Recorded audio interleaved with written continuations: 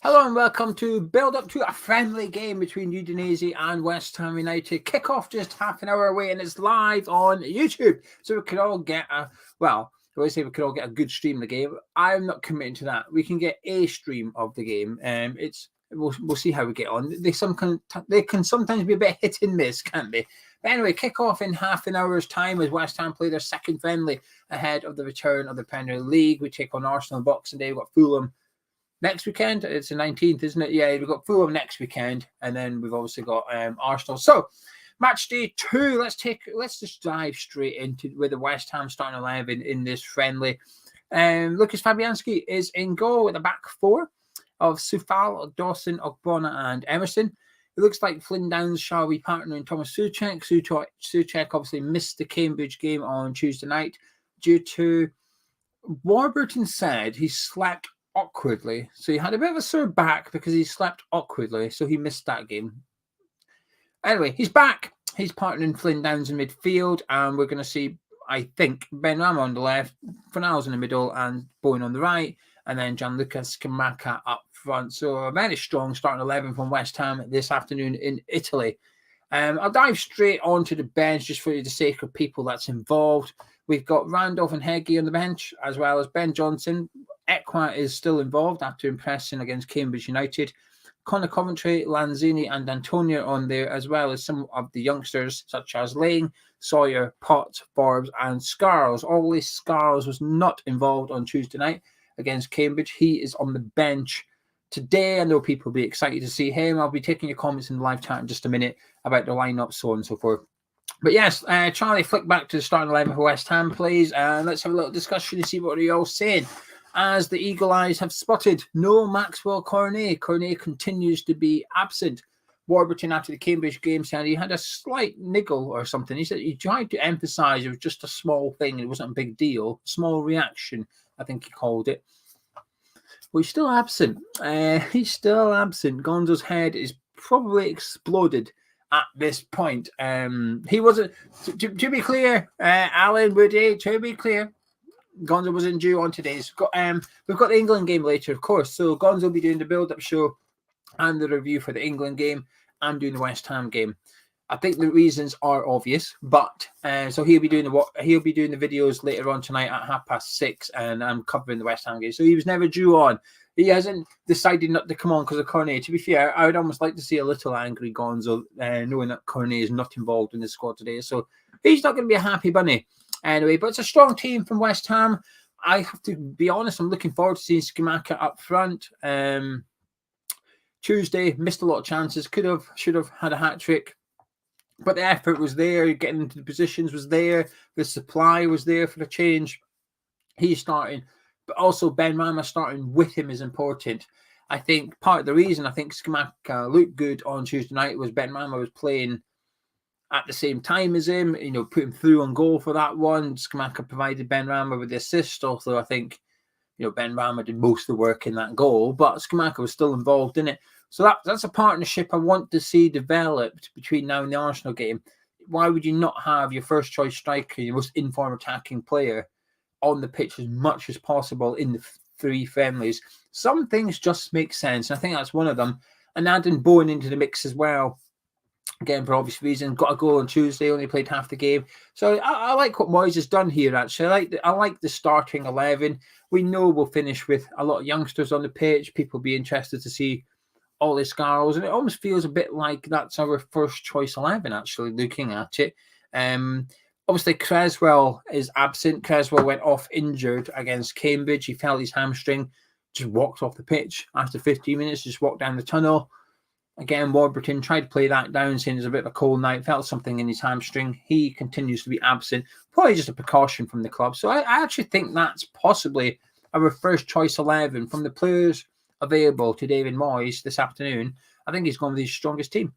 Yes, just to confirm, as Joel is kindly saying here, the video is on West Ham's official YouTube page.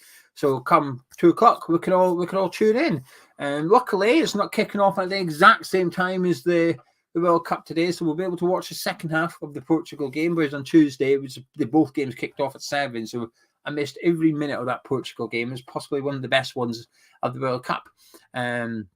So yes, we'll get a bit of that. I have done a bet. I have done a bet giveaway. I will tell you what the bet giveaway is in 5-10 minutes. But basically, as long as you're involved in the live chat, just commenting about the West Ham team, any players you're looking forward to seeing, not looking forward to seeing, so on and so forth. As long as you're commenting, what's the word, constructively to the live chat, you're entered into the bet giveaway, and I'll tell you what that bet is in just a minute. Now, for the sake of it, I'm going to tell you what the Udinese team is, although I don't think I know any of the players. I'm only looking at their surnames, and none of them are jumping out as somebody I know. However, somebody, Charlie, may be a bit more clued up than I, and you guys in live chat might be a bit more clued up, so get involved. But this is Udinese starting 11. We've got Silvestri as well as Zubi, Bijol, Perez, Pereira, Samardzic, Wallace. Is it Wallace? It's only one L. Wallace. It's almost like a more Scottish surname. Wallace, Loveridge, Festi, Success, and Beto. That's the Udinese starting 11. On the bench for them. Oh, Charlie's coming on. Charlie, I can't hear you. Hang on a minute. Yes, carry on. I was going to tell you, you do know Pereira and Success both used to play for Watford, didn't they? Because Udinese are owned by the same people, aren't they? So it's the same geezers. Is his first name Isaac? Yeah, Isaac Success. Yeah, up front. And then they have whatever the Pereira's name is, the guy who used to play for Juventus. Can't remember his Pereira had the bleached blonde hair, didn't he? Yes, that's the one. Yeah. Okay, so I know two of them. All right, okay. Well, this is good. Thank you very much for that, Charlie. That's important. Just a bit of info feeder, you know. Thank you. You're quite good at this stuff. Right, let's take a look at the subs. I probably definitely don't know any of these, but Padelli, Piana, Arslan, Yayalo. What a name that is. Yayalo. Buta, Pafundi. Charlie, can you not read these out for me? What the hell's this? Nestorowski, Gasana, Abdallah, Russo, Santis, Cochetta. Oh, bloody hell. I'm not doing that again. Anyway, it's on the screen. It's on the screen. Look at them. I'm not reading them out once more. I need a pronunciation person that can come on, just read out the names and disappear again. Anyway, there you go. That's the Udinese bench on the team. Charlie, just put the starting 11s back up if you can. There you go. There's your Udinese starting 11 for this one. Yeah, thank you, Stephen. It's all I can do. All I can do is try. I gave it my best effort. You get into the flow, you can do about two of them. And you're thinking, here we go. Happy days. And all of a sudden, they start throwing in people. I always say I don't like it when there's an uneven distribution of consonants and vowels in a surname. It spells danger. Not literally. There's a good balance to the word danger. But when there's like 9 letters and 7 are vowels, I panic. My brain just goes, no, I'm not having this. It doesn't matter. Anyway, right, let's see what you're all saying. Phil says, I still have 100% confidence in Scamacca. Loves his partnership with Ben Rama. Many goals for Flo. If he gets one, he may get 3. It's a confidence thing. John from Thailand. John, thank you. Says, when it's on YouTube, it's usually on the West Ham app as well, but he's not too sure. I'm surprised they're not forcing you onto the West Ham app. They tried that with one of the pre-season friendlies. Lewis, am I having a struggle? No, I just struggle, to be honest with you. It's just my brain don't like it. My brain don't recognize it. My brain says this is not good. This is not good. Arthur says, tongue in cheek, I hope, says we're putting Scamacca in the shop window while he is in Italy. And there's a few comments about Maxwell Cornet as well. Right, what I'll do now, I'm going to tell you what the bet is. I'm going to tell you what the bet is. And if this bet wins, I'm going to give someone £100 cash tonight. And like I said, all you have to do is just get involved in the live chat. But while I'm reading this out, please do drop a like on the video. Click the thumbs up button underneath the video. It helps the channel out a lot more than you can think. Anyway, and the bet it's based on the Portugal game. Obviously, you can't bet on this West Ham game. I mean, you could, but I'm not going to. So it's on the Portugal game. There's 4 things, and it's all stats-based, right? And I'm not going to apologise. I really like the bet. I've done Pepe to have 97 or more passes. Ruben Diaz to have 100 or more passes. Sofiane Amrabat, so the defensive midfielder for Morocco, who has... Well, he's everywhere at the minute, isn't he? He's getting all the praise, all the credit. Fiorentina player, and it's sort of like it's been touted for a move to a Premier League club now, and when he's been getting asked about it. I mean, they qualified for the quarterfinals, and then like one of the first questions to the player was like, "Oh, you're going to move to the Premier League now?" So I'll leave it out. Anyway, him to do 2 tackles, statistically 2 tackles, not what you see. And then Portugal to get 11 or more free kicks. I like my stats. I'm betting with stats here. I've got reasons for these bets, by the way. The statistics suggest this should win. So if those 4 things happen, £100 cash for one of you. Just to run through really quickly. Pepe 97 passes, Diaz 100, Amrabat 2 tackles, and 11 free kicks for Portugal. And it includes any offsides for Morocco. So if a Moroccan player's offside, those free kicks count towards the tally as well, not just fouls. Right, let's see what you're all saying. Hopefully I can win one of you guys £100 cash. Gonzo will be around later to do the England watch along, where one of you will probably win about £8,000, but you need about 4 different goal scorers and players to get booked. It's all fun and games. Taz says it was nice to see Skamaka shooting against Cambridge, and soon, hopefully, the goals will come. Peter says he was playing like he had a blindfold on. Benji thinks we'll still get European football. Sahel said, in order to get rid of Benrahma, Moyes signed Cornet. I don't think that's quite the case. I don't think it's a case of one or the other. I mean, clearly, Benrahma's still here. I think we just needed depth and an alternative out on the left wing. And yes, he did sign Cornet, but I don't think Benrahma's got anything to do with it. Personally, that's how I see it, personally. Peter, it's a friendly. We're not going to bet on a friendly. I don't even know if you can bet on this game. You might be able to bet on the outcome, and that's it. We're trying to get £100, so it's not really worth betting on the West Ham game on this one. Wayne, Aguerd injury news. Well, I'll tell you what, while we are live, the Moroccan team will come out. I'm going to assume he's not playing. Let me just have a little look. Oh, it's out. Yeah, he's not on the bench or the starting 11, so he is missing today.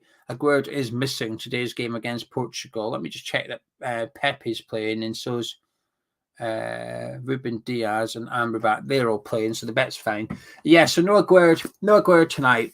He's not featuring for Morocco, which is no surprise. But I'll be honest with you, touch wood, I feel comfortable with it. I don't think he's that injured. I'd imagine if Morocco qualify tonight, they play on Wednesday. I know the other semi-finals Tuesday, so I assume the winner of England game will play on Wednesday.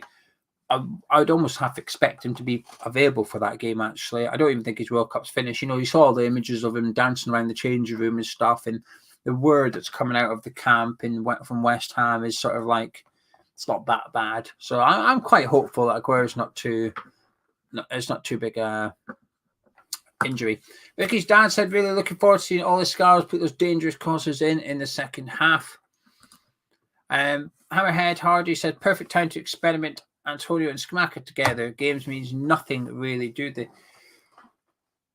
I agree with your first half, which is this is the perfect time to try them both together. If Moyes wanted to try them both together at any point, these are the times to do it. He sort of half did it against Cambridge, but it was a bit. See, I have a problem when things like that happen. It happened against Brighton at home, where Antonio took to the field to play alongside Skamaka, or Skamaka came on or whatever. They were both on the pitch, but Antonio played left wing, and it was like, well, they're both on the pitch, but they're not really a partnership. It's sort of like we're still playing the same formation. And I imagine a lot of people, when they say, I'd like to see Antonio with Skamaka, I'd imagine most of them are referring to a tweak to the formation, so they're both playing a striker, not just one of them. But yeah, the game means nothing. I disagree. I mean, technically, yes, there's nothing up for grabs, but I don't know. You know, we've got 2 friendlies and then we play Arsenal. I think these games are important for, well, the glorified training sessions, aren't they? That's what they are. They're glorified training sessions. So use it as that. Try new things. Obviously, looking at the lineup, we're not trying anything different today. I mean, to tongue in cheek a little bit, the only thing we are trying is Flynn Downs in his natural position. Apart from that, nothing's really changed. I guess it is also about fitness for the players, get them ready for the Arsenal game. But I do think this game actually means something, but not necessarily what's up for grabs. It's about what you can take from it going into the Arsenal game. So wait and see. Theo, for this bet, we use the Bet365 app. It's the only app we really use for The big giveaways now and again will flick over to Paddy Power who need to, but it tends to be the Conference League games we do that. But for today, for that Portugal bet, it's on the Bet365 app. Lewis says he feels like Scamacca's not afraid to shoot. It feels like forever since we had a player like that. The goals will come. What are you on about? Antonio's not afraid to shoot. Antonio's more than happy to pull the trigger, in my opinion, anyway. I get what you're saying. He is indulgent, Scamacca, but I think the difference is when Scamacca gets his ball, when he gets the ball 30 yards from goal, anywhere in that, I think his first thought is, can I shoot from here? Can I get into a shooting opposition? Can I get into a position where I can get a shot away? Whereas I think other players is, get the ball and I'll see what's around me kind of thing. I think Scamacca's a bit more direct, if you like. In terms of not afraid to shoot, Benrahma's not afraid to shoot. Antonio's not afraid to shoot. Fornals and Bowen can sometimes pull the trigger.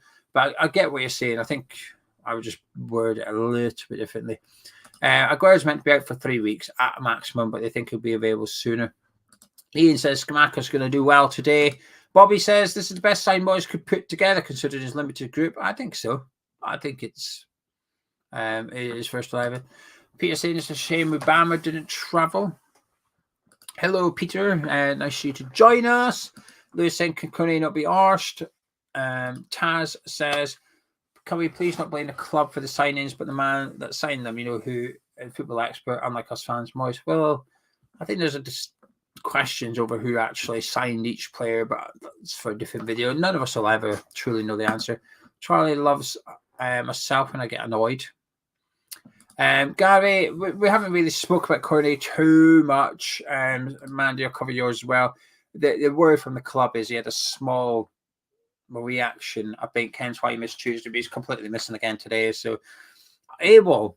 I think he's able. Greg says many pre-seasons. It's important to be sharp and ready for the Arsenal one. And Peter says the only summer signing who has been a success is Downs. I don't think the thing is I don't think any of them have been a flop either. Do you know what I mean? Yes, okay. I would say I wouldn't start labeling up some of the signings as a success. But I mean, you can't. Aguero's a bit different because he got injured, but the rest of them, they haven't. They're not rubbish. They might still come good. It's just jury's out for the rest of them, as far as I'm concerned. Me anyway. Graham says no bloody Cornet again. Why the heck did we sign him? Hello from Canada. Vicky's dad said, I think Cornet's do what Mikovic should do at Villa for the last 18 months of his time there. Alex says we're not going to get a point from Arsenal, Brentford and Leeds. Arthur said Benrahma instead of Fornals and Scarles on the wing. Benrahma and Fornals are playing, mate. They're both in the team. I kind of get what you're saying. You'd rather see Scarles play instead of Fornals. But Benrahma is playing. He's in the starting 11 for tonight. Ironix referring to Scamacca, I'm pretty sure it is, because I do read, by the way, when people reply on videos, even if I don't reply to them all myself or whatever, I do read them all. So Ironix, I've seen your comments in live chats and on videos, so I'm going to assume Ironix is referring to Scamacca here because of what I know his opinions are about Scamacca, and he's saying that his accuracy is poor. And Simon says it's England Day. I'll leave that for Gonzo later. Taz says, hoping Bowen is back to his best form. Rick says it's a shame because Cornet looked decent. I agree. I think Cornet's a good player. I think he's a good player.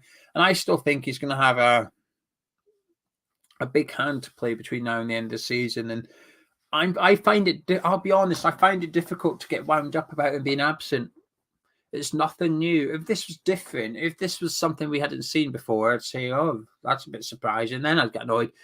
But because he did this at Burnley so much, it's sort of like, well, what do you expect? It's like buying a bag of cheese and onion crisps and complaining the taste of cheese and onion. Like, you bought cheese and onion crisps. They're going to taste of cheese and onion. So if you buy a player that is injury prone, that won't play unless he's 100%, you can't really complain when he's either injured or won't play because he's 100%, in my opinion. You get what you buy. Sometimes in life, you get what you pay for. And I think that's what West Ham have done with Cornet. They've bought a fantastic footballer that will make a difference when he's fit. The problem is having him available. And that's what we're seeing so far at West Ham. While he's been on the pitch, he's looked good. The problem is getting him on the bloody pitch or even in the dugout in this instance. Anyway, I just said that it doesn't wind me up. I guess I am getting wound. I think I'm more getting wound up about the fact that, well, I guess the club haven't really said anything, but the club are going to get ants in their pants about Cornet. I think, well, why? You chose this. You made a decision. Tough luck. You're stuck with it now. Hammerhead Hardy says, do you know what Moyes is doing in Qatar exactly? One can assume scouting, but never been confirmed. No, we haven't, mate. And this is my problem with, I don't know how to describe it, half reporting without context. It's half the story, isn't it? Moyes is going to Qatar. It gets put out there, but what doesn't get put out there?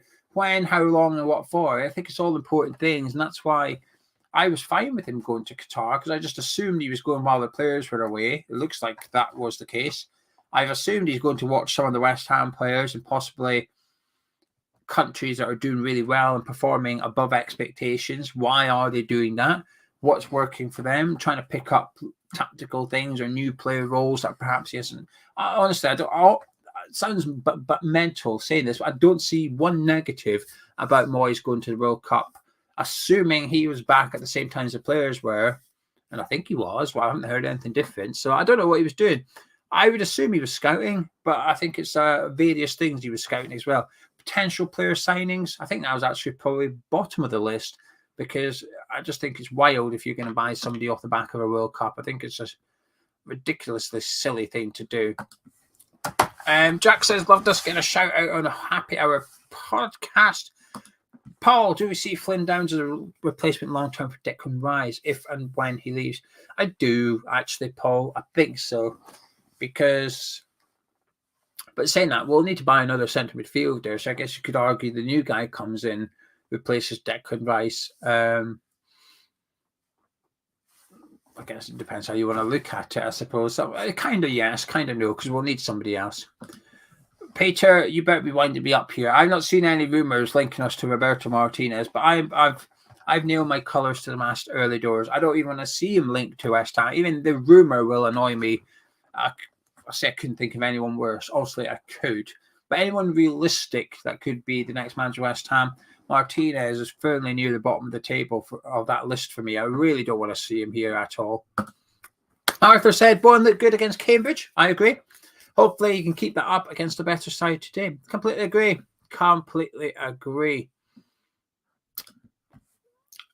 Beaton says, Moyes has a good record of getting and keeping sicked up players fit. Fair enough. You can't disagree with that. Franco says, that's Pafundi is a generational talent. I've never heard of him. I can't even sit here and say, yeah, fantastic player. Looking forward to seeing him, but I've never heard of him.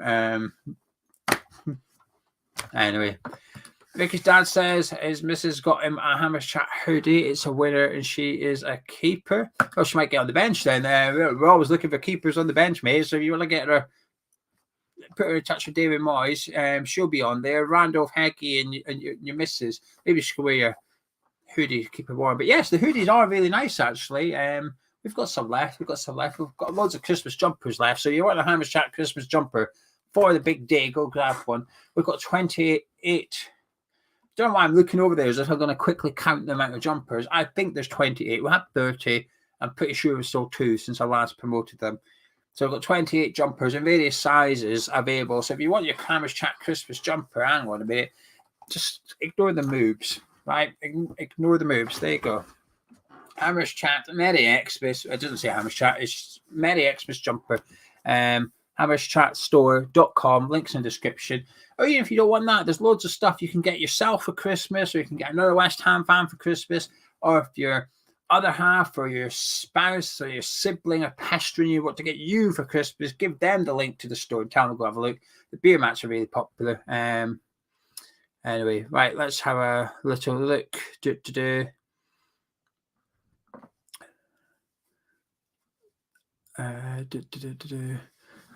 asking what her goal kicks are like. Hey, Charlie says, looking forward to seeing Paqueta play again for Brazil. Didn't think it'd be sad to see the favourites lose. I'm not going to lie, right? When that happened, I did think at least he's coming back early. At least we should have him for the Arsenal game, right? Where's Friendly been shown on West Ham's YouTube channel, Benson? It's over there. But what I will say is don't go anywhere. Well, load up the stream because you're going to need to watch it, right? But Charlie's going to join me in a few minutes, and Charlie's going to be here for the duration of the game. All I would ask, if you don't mind, maybe put the YouTube on your TV, watch it, but on your device, your iPad, your phone, whatever, have this open and just interact with Charlie in the live chat, build a little community, talk about the game, talk about player performances, just get interactive, have a chit chat. And also, while you're chit chatting, you're getting entered into the potential bet giveaway, which I am feeling confident for. I'm feeling confident. Peter Sales will do something from Boxing Day. Truth be told, there's not loads that we can put into the sale. We gave away our badges for free in the 12 days of Christmas. They all went. We've got some player rating books. They'll go in the sale. There's 1 or 2 t-shirt designs we'll probably put in the sale just to get rid of them so we can get new designs in. I'm not going to sit here and say, oh, the sale's going to be... It's not. The sale's not going to be massive. We try our best to make everything as cheap as we can within reason. So it's difficult to put a sale on because then you're giving things away at a loss, which we can't really afford to do. Are you cold, Charlie? I am freezing, Gio. Yeah, because I'm getting that impression. Let me just run through the chat, then I'll speak to you. Irons J said, thanks for the mug. It's Royal Mail's fault as they're sitting in the pub while he's waiting for gifts. I'm not gonna say anything about this strike action. I think striking is important. I think it's an important part of our society, the ability to strike if necessary. Luke said didn't like seeing Paqueta lose, but he's too much of a Modric fan. Oh, do you know something? I like somebody that's willing to admit they're a fan of a player. I don't know why. It's become something almost frowned upon. You're not allowed to just like a player. Ronaldo and Messi don't count because of how good they are. But just liking a player, Modric isn't random. It's sometimes random ones as well. But Modric, to say I'm a Modric fan, you know, something fair play to you, Luke, for just confessing your desire, your Modric love to the live chat. I appreciate that. Stephen's cold, got his scarf on to keep warm. Yeah, and there's some of those available on the store as well. I don't know if we sold out. I'm just gonna start pimping stuff. I don't even know if we have in anymore. Do we have any scarves in here? Yeah, I mean the pre-order still because those things haven't arrived yet. Okay, fair enough. Well, if you want to pre-order some scarves, then at some point in the future you might be a bit warmer. They are very nice. Hang on a minute. Let me showcase it. Okay. I'm not going to hear you. Don't mug me off too much, will you? I wouldn't. Oh, look at the snood. He's got the snood on, ladies and gentlemen. A Hammers Chat classic with the snood. Oh, these snoods are good though, aren't they? If you've seen the Gonzo gif from when whatever team we were losing to in the cup, wearing that snood, I think. Yeah, we got Wallet by Wimbledon, didn't we? Wimbledon, that's who it was. Yes, that makes more sense. That's my snood. It is nice. I looked at it the other day because I did the giveaway on Patreon. Giving away. I didn't watch the giveaway, but I was scrolling through the YouTube back end because I was doing thumbnails or something, and I did just see you sat there in a snood, and I thought, yeah, respect. I gave one away. That's why. I don't have it. I posted it along with a signed shirt by Trevor Booking and Billy Bonds in the giveaway. Ooh. Top prize. I tell you what, those giveaways. I'm not just saying this because us. Those giveaways aren't half bad. The winner hasn't claimed this yet, but this was in the giveaway. Let me show you. But it doesn't look anything. That's a painting. Oh yeah, they're really good. Right, I'm trying to show it to you just so you can see the brush marks and stuff. But that is an actual. If you touch it, you can feel it. That's a painting of Billy Bonds. That was in the. Is that Len? Yeah.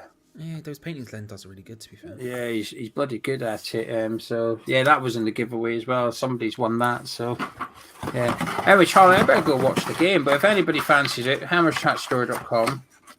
All sorts of stuff on there. Something for everyone.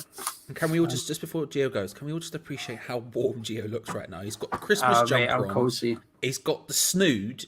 He's fully merched up, but I'll tell you what, he's not regretting the decision. Look at that. Whereas me, sitting here wearing merch of a different YouTube channel, I'm freezing, Gio. I'm freezing. We're inclusive. You can wear whatever YouTube channel you want to, Charlie. We're friendly. I'll just tell you the bet very quickly before it disappear. If someone comments in the live chat, they're automatically entered as long as it's constructive. They're getting involved. No trolls, no spam. Just genuine comments, right? The bet: 4 things to happen in the Portugal game to win £100 cash. Pepe 77 passes. Ruben Diaz 100 passes.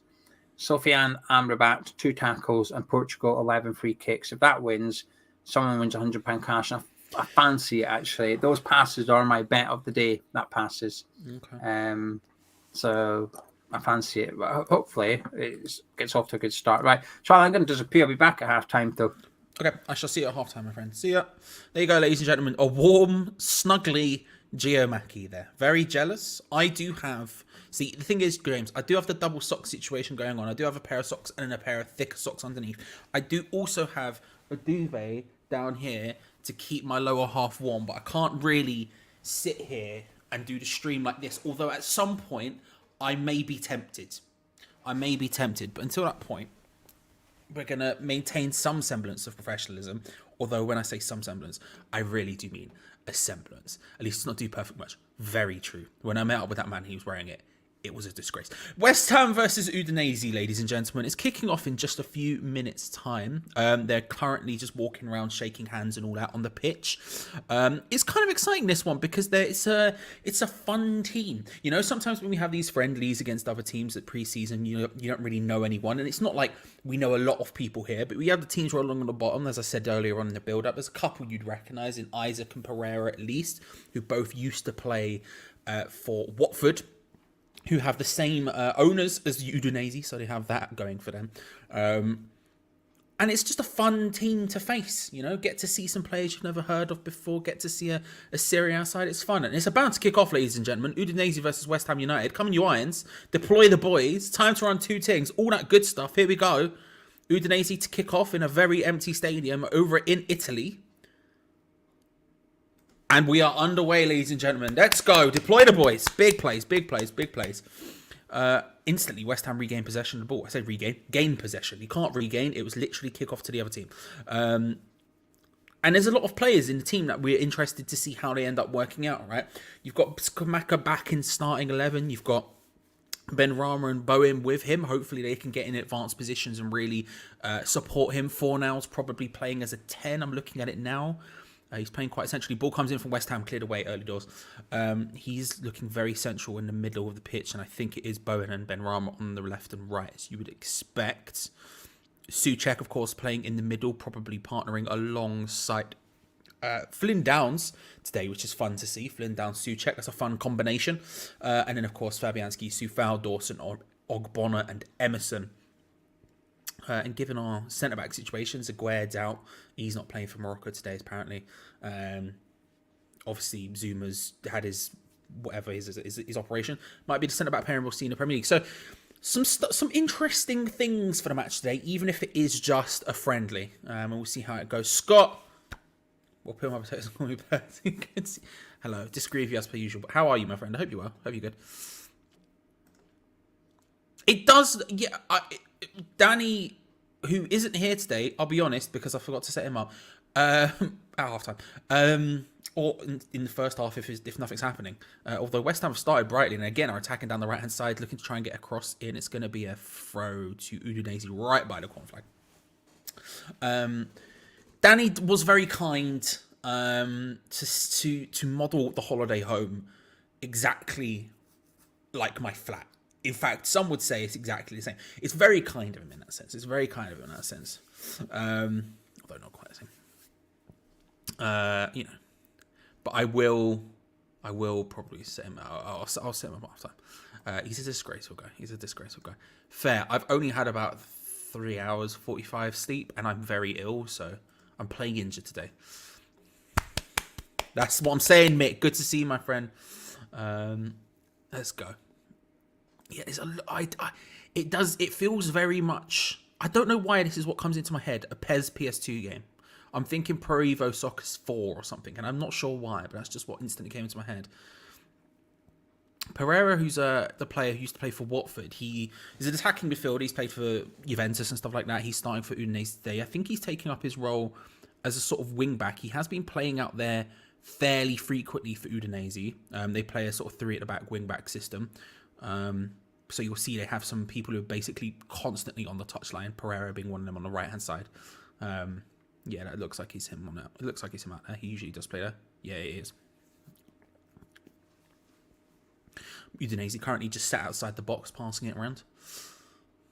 Their striker Beto is pretty good. Charlie wants to watch out for. Good knowledge, James. Thank you very much. I know the name. I've seen his name around, but I don't really know too much about him. So I'm excited to look. They of course do have as well De La Feo, who of course used to play for Watford as well, amongst other teams.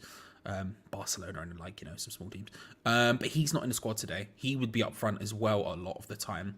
I think in their last Serie A game, maybe, I think he started up front with success. I'm not sure. I'd have to double check that. But he's not in the squad today, but he was usually about.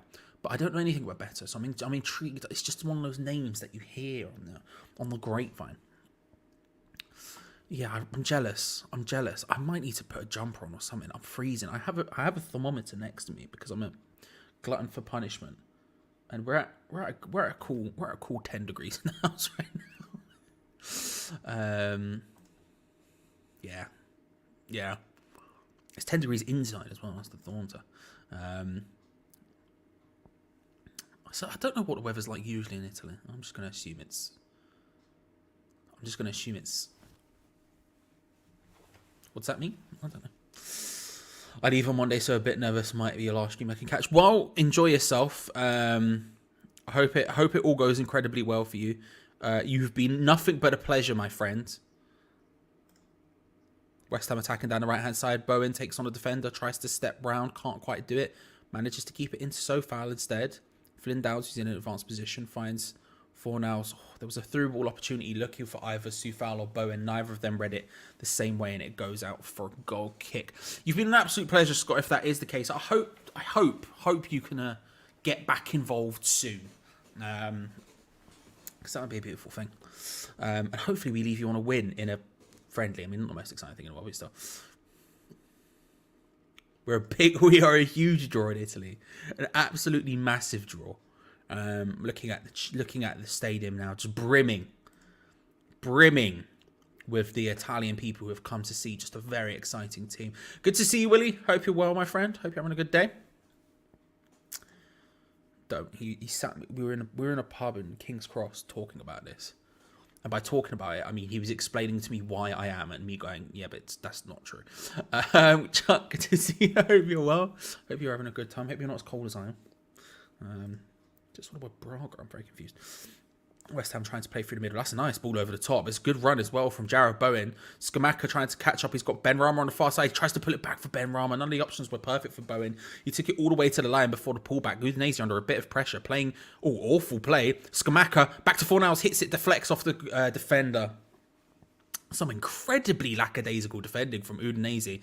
Again, one of the things, and Dawson pulls down, I think it is Beto, pulls him down for a free kick on the halfway line. But unbelievably lackadaisical defending there from Udinese. I mean, I didn't know what to expect in terms of pace, in terms of the flow of the game, how fast we were going to start, how fast they were going to start.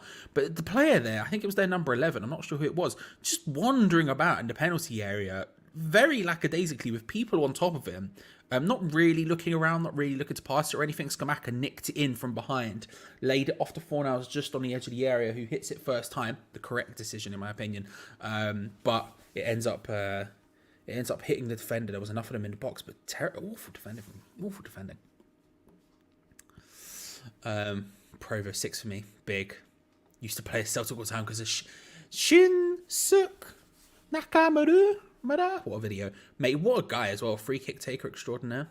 I respect it. Excellent decisions there, James. Excellent decisions. I would respect it. No, I wouldn't. I do respect it.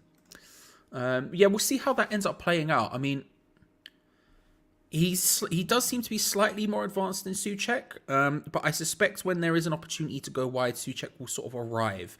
But so far, it has seemed to be Flynn Downs as the more advanced of the two. Almost a 4-3-3 with him with Souček, Downs, and Fornals. Almost sort of that kind of thing. I have a hot chocolate, which is very warm. Also, again, lovely mug. Hamsterstore.com. Are in stock? I don't know. I'm just going to act like they are. Designed by me, apart from that drawing, who was done by someone else who's actually talented. Not me. Everything else is me. I don't know who did that drawing. Geo sorted it, but whoever did it is very talented. And not me. It's weird, isn't it? It is a bit of a weird vibe. I'm taking it, though. Souček B, cross-field pass to Jared Bowen. He's got Soufal on the overlap. Decides to play it inward to Fornals. Little bit of pass and go around. Just a sort of early crossing stage on the right hand side. West Ham rejecting the idea to cross early. They're looking for it a bit further forward. There's an opportunity there. They don't take it again. They're still passing it around. Oh, it's a nice idea from Fornals, but just hits the defender. Tries a little reverse pass through to break through Jared Bowen. Couldn't quite make it work. Long hoof from Udinese, and West Ham collect it with Craig Dawson. Craig Dawson and Obona. A centre-back pairing that's sort of very West Ham of 2 years ago, but I'll take it for now. Given how many injuries we've got. The fact that that's still our centre-back pairing is a pretty good thing, in my opinion. Good day, HDU. Hope you are. Oh, this is a great opportunity for success. Pulls it back. It's Beto, sorry. Can't quite make it work. The 11 there at the other side can't quite make it work. All of a sudden, equally lackadaisical defending by us, allowed Beto to just pick up the ball inside the area.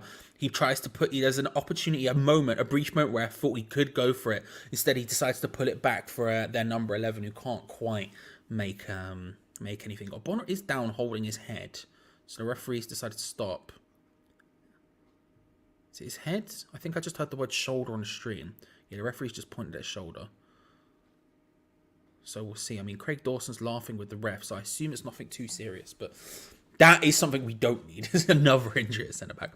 Iron's going for a 2-0 West Ham. Let's get some predictions in the chat. What are your predictions for today? There's not much to base it on. I'm gonna go 2-1 West Ham. Don't know why. I've just said it out loud. I've just taken that. Iron X, by the way, good to see.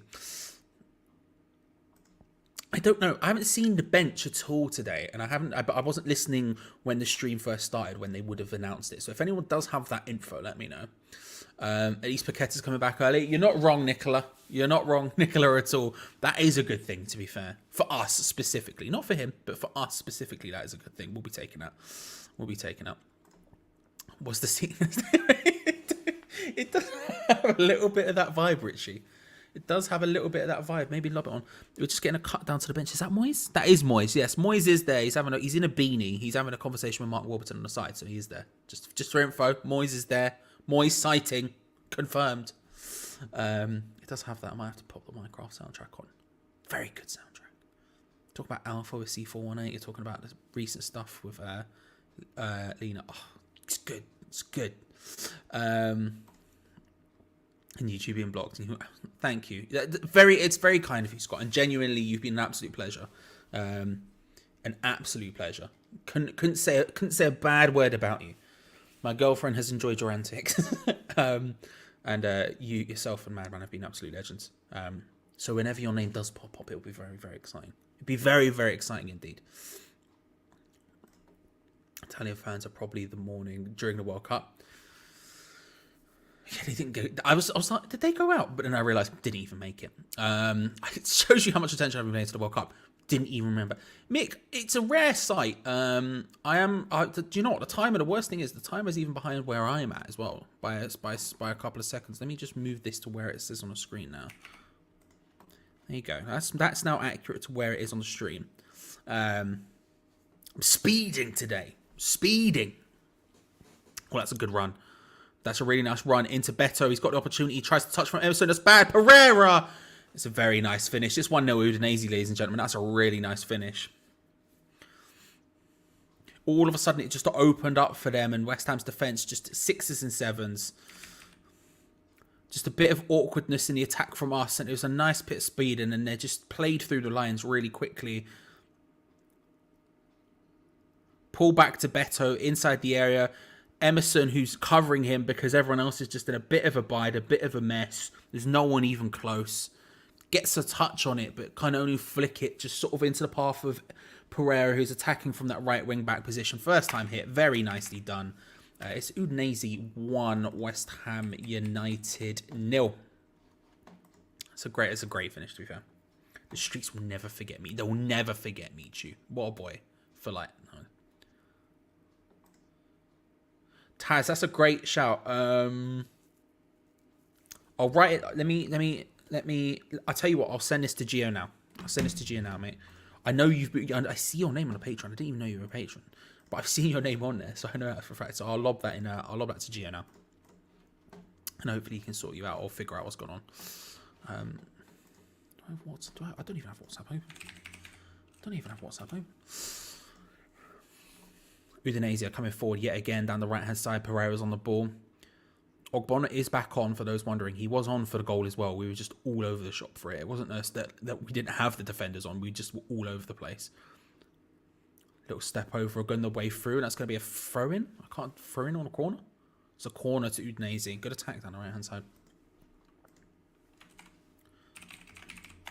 I've sent that to Gio now, my friends. Hopefully he can help out or figure out what's going on there. Jack, thank you very much for being here. Listen, if I'm slightly ahead of you all, I would say refresh the stream. Mine or the West Ham official one. Hopefully that'll help, because usually I'm behind. Let's now have a look at some of these... predictions. Now Udinese have scored. For example, 1-0 West Ham. It's stress. Skamaka hat-trick 3-1. West Ham 3-0. Says Mick 3-0. Says Dizzy. Again, both stress. I'm sorry. Ogbonna getting control of the ball. As Rick Shaw says, out for the season now. Great. Thankfully, he's on the pitch. We're fine with that. All own goals. It might as well have been an own goal. Our defending there was pretty shocking. I cannot lie. Our defending there was pretty shocking. Oh, shot save from Fabianski. It was a shot from range. One of those sort of ones you would expect the goalkeeper to make, but he doesn't keep the ball, parries it away, and then ends up going out for a throw on the right-hand side.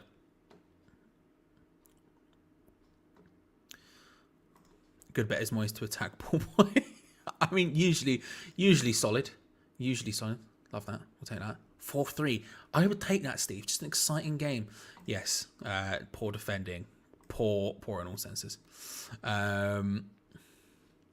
Dawson plays it back to Fabianski. West Ham playing a little bit of hot water at the back. And as usual, you press it a little bit and the ball gets lobbed as far up the pitch as humanly possible.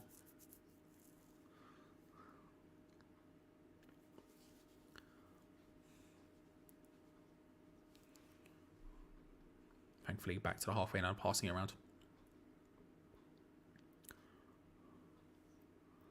Oh, that's another good opportunity, the right-hand side. Good defending from Thomas Souček in the end. The ball, he just opened up space on that right-hand side. There was just so much space from no one even remotely close. Manages to get into the area and tries to pull it back, and thankfully Souček was there, but literally just acres of space open for him. Souček plays it down the right-hand side. Sorry, Soufal plays it down the right-hand side. 4 nails. Oh, it was a nice through ball opportunity, but it's a good defending to just cut that one out. It was a nice idea, and Bowen was on the run for it. Yeah, that tends to happen with us, doesn't it? We don't start fast ever. It just doesn't happen. It just does not happen apparently. We used to be so good at it as well. So what's happened over the last 18 months, I'll never know. But we used to be incredible at starts. We've just decided, no, apparently we're not on that anymore for some stupid reason. But what can we do? Yeah. Stress. I mean, I don't think Cornet was ever going to play left back or left wing back, if I'm being honest with you. Maybe left wing back, but I don't know. Don't know what you're talking about, Richie. Yeah, although he was apparently there in the last game, apparently. I didn't see him, but apparently he was there wearing the beanie again. I don't know, I saw more Nolan and Warburton and that. I never saw him somehow. But he's apparently there. Not that defensively he looked great in that game either, to be fair. But Same old, lose possession, get done on the break. Yeah, you're not wrong, Eastside. You're not wrong.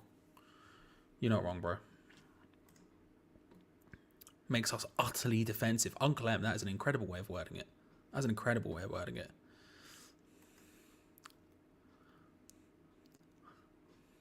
I'll tell you what I'm going to do as well. Because I am ahead of some people and I feel guilty, I'm just going to pause the stream because it's YouTube. We can do that.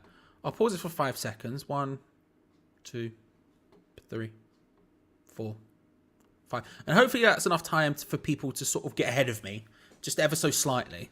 So I'm not super far behind. Only a couple of seconds. But just to... Hopefully that'll help. It's a good opportunity for West Ham in the meantime. Attacking down the right-hand side. It's going to be a corner. Bowen trying to force the issue there. He's getting to the line all right, but there's sort of not much there once we get there. He's sort of being crowded out pretty well by the Udinese defence every time we sort of get down that side there. They're marking up on Jared on the right hand side pretty well. Still, it's gonna be a corner to West Ham, right hand side. Jared Bowen to take it.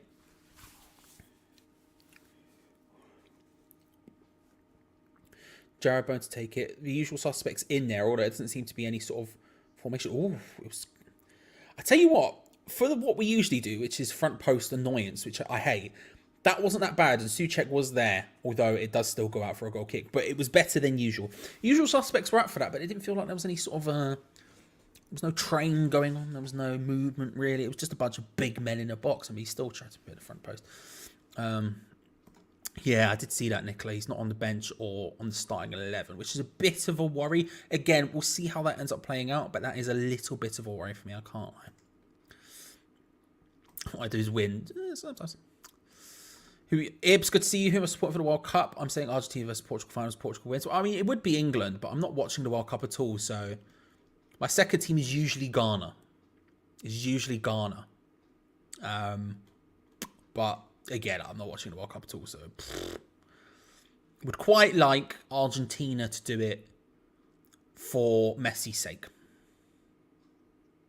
But it's England, obviously, but again, I'm not watching it, so but I don't know.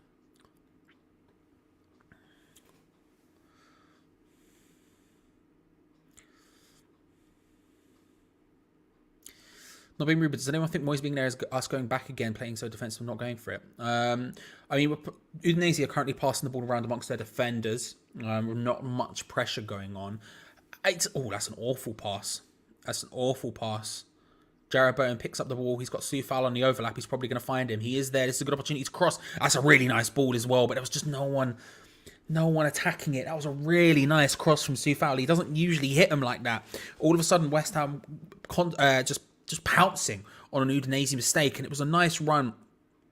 They didn't have the time to really overload those fullback positions.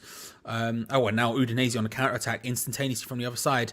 Beto charging forward. He couldn't quite find a one-on-one chance, and then the control to turn it around from Ogbonna doesn't quite work out, and now they have to play it back, Udinese, as West Ham get back into position. Jared Bowen it was a nice little nip in there. It almost put us in massive trouble. It was good defensive work right now. It was close from West Ham. It was such a good cross from Soufal. It opened up for him. Nice pull by Jared Bowen down the right-hand side. Oh, that's good from Skamaka. He finds Ben Rama. This is a really, really good opportunity. Said Ben Rama on the right-hand side. Sorry, on the left-hand side. Stops it, pulls it back and crosses it. It's going to be a corner. Better from West Ham. Much better from West Ham, but annoying. Again, like I said, apparently Tasmani was there at the other match, but I didn't notice that. It was a really nice pass from Skamaka, by the way. He picks up the ball, and it's just a really nice through ball, and again, just a little bit ahead of Ben Rama, forced him a bit wider than you'd want, and then the cross-in was poor, but still. Yes, it's one of those situations, right, where, Dawson header from the corner just over. To be honest with you, I wouldn't say... how do I word this? I think we may be forgetting the first half of the last game was not great. They went 1-0 up, and we ended up coming back straight at them, but it wasn't the most exciting thing in the world. And again, apparently he was there, so it was once the youth players came on, which, if you want to be harsh about it, if we want to talk about it in those terms, be harsh about it, once the players who Moyes doesn't have week in, week out came on, we looked quite good. So, scenes, who knows? Who knows? Yeah, apparently. Don't see much evidence of it ever, apparently.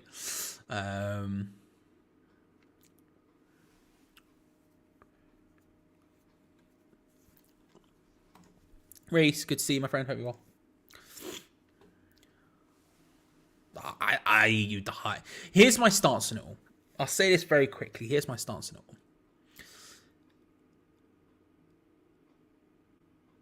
all. Personally, I don't think there's any chance of us getting relegated this season. I'm pretty confident. Now, that's a bit tempting fate, I appreciate. But nice play by Emerson, and it was a nice run from Ben Rama down the left-hand side. Didn't quite get picked out. He's found him now. We'll come back to this. He's found him now. Although we end up having to go back on ourselves, and the horseshoe begins, ladies and gentlemen. We dared to go up the left-hand side. We decided, no, none of that. Oh, that's a great ball over the top to Jared Bowen. He's onside somehow. In behind the defence, pulls it back for Skamaka. Shot first time. Blocked by the defender, but another good opportunity. I don't know who played that ball over the top. I would assume Dawson from the position it came from, but I don't know. I wasn't really aware of who played the ball, but a really nice ball over the top. Bowen stayed on side, and it gets in completely unmarked around the back. Pulls it back for Skamaka, who just has to improvise a little bit, open up his body, hit it first time, trying to just sort of place it with his left foot. Can't quite make it. A really good opportunity again. Getting more frequent now.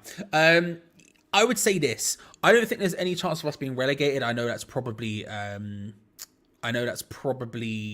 pretty naive and tempting fate to say that, but I'm just not that concerned, especially under David Moyes. I just think it's not a thing for us. Do I think we'll have a good, exciting season? No. I think the opportunity there is the cup. If we can do well in Europe, then that's the good, exciting thing. I think from the league perspective, no, we're not looking at an exciting season at all. I think it's going to be pretty turgid, but I don't think we'll get relegated. I think there's actually more chance of us getting relegated if we were to change managers, because just the influx of it all, although I wouldn't exactly complain. Controversial opinion, potentially. It's just because they've seen him play. He's not a corners guy, Peter, you know. We're awful at corners. There's no point marking anyone, really. But you want to mark Ogbonna and Dawson. Skamaka's never been any good at corners. He's a big guy, but he's just not a corner guy. He never has been. I know Cal Goodall from Analytics United, which I would highly recommend you all check out. He did a lot of research into our corners. Him and Jack Alderton, also Analytics United. They also do your stuff on Patreon, patreon.com/HammersChat, link in the description below. They don't know if you do it because you get paid, blah, blah, blah, blah, blah. You know the spiel. We also do a show over there together, but just sat there watching corners, figuring it out. And yeah, and then looking at Skamaka when he comes to, he's just never been a corner guy. I remember Jack talking about him. So if I was them, I probably wouldn't mark him either. I'd probably be just concentrating purely on Dawson and Ogbonna, and then Souček. As long as you stop 0-3, you're probably not going to have much problem. Mick, what happened to Cresswell? He went off injured in the Cambridge game. This is a good opportunity for West Ham. It's opened up for Soufal, a huge amount of space. Bowen, run, my friend, run. He's picked out Bowen, but there was not much running going on. That's fine. He manages to take the ball. I was going to say he takes the ball past someone. Free kick. Not sure. I thought it was a good tackle, but free kick to us apparently. He took it past the player, and I felt like he did quite well. And then the player took the ball completely off him. I thought that's the point where you maybe step on it a little bit, get away from your man. He didn't. Guy managed to just come in, tackle it. Doesn't quite work out, but still. Yeah, Cresswell, Mick. So West Ham have got a free kick about 25, 30 yards away from goal on the right-hand side. Sort of a deeper corner as opposed to anything else. He went off injured during the Cambridge game, the first half, and went straight down the tunnel. It was said to be more preventative, or whatever you want to call it. Soufal plays the ball in. Oof. It hits off the head of Skamaka and goes straight out. It wasn't really a header, though. It more just sort of hit here and went off into the distance. It was more preventative than anything else, apparently, Mick. So it's not too deep, but he is not in the squad today, which I'm fine with. Take your precautions, you know. You got to be known for something, Reese, you know? I'm known for, it was Jordan Hugel, then it was Greggs and McDonald's, now it's Danny DeVito. You got to be known for something. I respect it. Yeah, I agree, but we have a more defensive manager now. That's the difference here. I'm not going to disagree. I don't disagree with you, Peter. You'll be hard-pressed to find me disagree with you on that front. I'll be honest with you, mate. But I think, you know, from a managerial standpoint, I don't think that's something that's likely to happen. That's a really nice ball forward into the path of Jared Bowen. He just slows it down completely. There's just no options for him. It's a nice ball though out to Ben Rama. Takes on a defender, tries to just lay it off to Fornals, who gets it eventually after a bit of scrapping. God, it's a nice quick pass to Bowen. Skamaka hits it first time off the defender. Oh, Souček saved for a shot. He lays it off, finds Jared Bowen, who tries to take it. Referee waved play on there. Soufal whips it in again. No one really there. Oh, Souček can rise to that one. Can't quite. It's bouncing around up head tennis right now, bopping about. It's good pressure from West Ham. A knee pass from Pablo Fornals there. What did he do with the knee? Strong decision. Oh, Soufal does really well to take it past his man there. I think it's going to be a goal kick. Oh, it's going to be a corner. Okay, fair enough. I thought it was a goal kick. I tell you what, Soufal did really well there. I haven't had the opportunity to praise him much this year, but he's doing okay today. I'll give him his credit. I think he's been pretty bad this season. I've not been a fan of Soufal in any way, shape or form, but I tell you what, give him the credit due. He did really well there. Fornals' sort of knee volley for some reason wasn't really anything to write home about at all, but with a good work rate and a bit of ingenuity and speed there somehow, Soufal managed to create an opportunity. It was close there. There was a couple of pullback opportunities, a lot of scrapping. But again, I think just the positioning of Skamaka frustrates me a little bit in those situations. But again, we're going to cross it into his head, and that's not really his shtick. We tried to put the ball in. Ben Rama gets at the far side. I'm looking for a shot. He can't get him away. It's good defender. The corner comes in. Header. Oh my God, Jesus Christ. And it's a great save from Udinese. The corner came in. I was just talking because I wasn't really expecting anything from it, if I'll be honest with you. I wasn't really expecting anything, but a whip in from Jared Bowen, and that's the best corner we've had in a while. He whips it into a really good area, and Dawson rises completely unchecked, gets a solid header on it down, and I tell you what, that's good goalkeeping. That is good goalkeeping. I'll give him that. That is good goalkeeping. The shot from the other end, the shot that ends up following, I think it was Skamaka, ends up hitting the side net. But flipping heck, I was talking over it because I thought, there's no chance of this. It's a corner for West Ham. When's that ever gone well? Flipping heck, it was close. Flipping heck, it was close. I don't disagree with you, Alex, but that is completely hypothetical at this point. Now, if we get 0 points from the next 9 games, then we can have a conversation about it, right? But until we get 0 points from the next 9 games, then I don't know. It's a completely hypothetical conversation. We can talk about it, but it really doesn't mean much, right now, because we just don't know. Like, I'm not saying we're gonna get 9 points in the next 3 games. Don't get me wrong. No, what I'm saying is defensive manager is probably good enough to stop us from going down. I think but again, it's a very tight conversation. I think a defensive manager who's got a pretty good record of us just being relatively tight at the back, I don't think it's going to be fun or exciting. And Alex, you've been around long enough to know that I don't like David Moyes. I never have. I probably never will. But I don't think we'll get relegated underneath him. I just think it's not a possibility. I don't think we'll have a fun, exciting season. No, I think we're in for a pretty turgid season. I just think he has the opportunity. That's a separate conversation for some time. I think you understand sort of vaguely where I'm coming from. But yeah, it's one of those situations. The 0 points from the next 9 is like one of those things where it's like, yeah, if we have that, it's a thing. Ooh, that was close from Ben Rama. Just all of a sudden, the turn ball through a bit of space. Skamaka like giving me a little sign to say good work. Goalkeeper ends up picking it up. It was tight from West Ham there all of a sudden. They look to ping it there, Udinese quickly, and Ogbonna's just there to cover it. It's an annoying trend, Snazzy. I can't lie to you. It's a very, very annoying trend. The fact it takes us going a goal down to actually step up and wake up a bit is the most annoying thing in the world. Liam, I did also see in the midst of all that. I can't find it now, but you said some very kind words about the Patreon, which I appreciate. But how has that happened from contending to form since January? The form since January up until the beginning of this season, I'm not too concerned about because we were doing really well in Europe, and I think that is a mitigating factor. I know we like to ignore it because it sort of fits the narrative of the form and everything else, but we did get to a European semi-final. So last season's form, I can forgive completely because we went for it in Europe and we got knocked out. It happens, but we did well enough, right? And we still finished relatively well and everything else, like in terms of positioning, right? So I can forgive that. This season's form is a lot more unforgivable, and how that's happened, honestly, I don't know. I think it's the chain trying to push it forward, trying to do something different, and we've just not committed to it. I don't think that's my problem. Because the thing is, I sort of defend David Moyes a little bit, which is weird because I don't like him.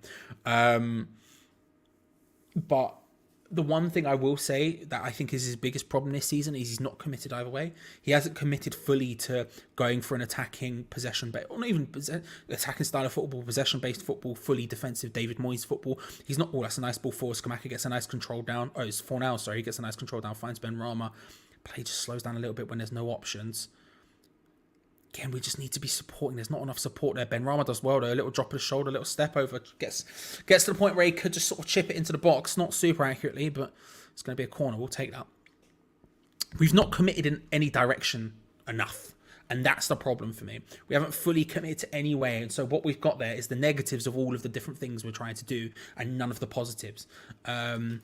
Why that's happened, I don't know. I think David Moyes has just been a little bit of a chicken about it. And I think he should step up, but you know, it is what it is. Benrahma hits it. Flipping neck. We decide to play it short from 4-now from the corner on the left-hand side to Benrahma, who steps inside and ends up hitting it. Quick, short corner. It's a really nice work from Benrahma 4-now, to be fair. And Ogbonna doesn't really know what's going on. Ends up hitting straight at him. Good, but still no cigar. Still 1-0 Udinese.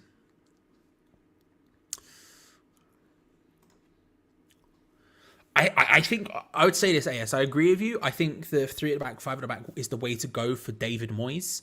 But for David Moyes at West Ham, I do think we need better wing backs. If we were to spend in January, I would like us to spend on a right back who could play right wing back specifically, and potentially a left wing back. I think Emerson will do fine there, but I'd like a legit one. Those would be the sort of things I would say, especially right back. I think we need someone there. But yeah. I don't want to get too into the specifics of it, right? What I would say is this: the evidence is that we've done really incredibly well underneath him. I don't like him, Alex.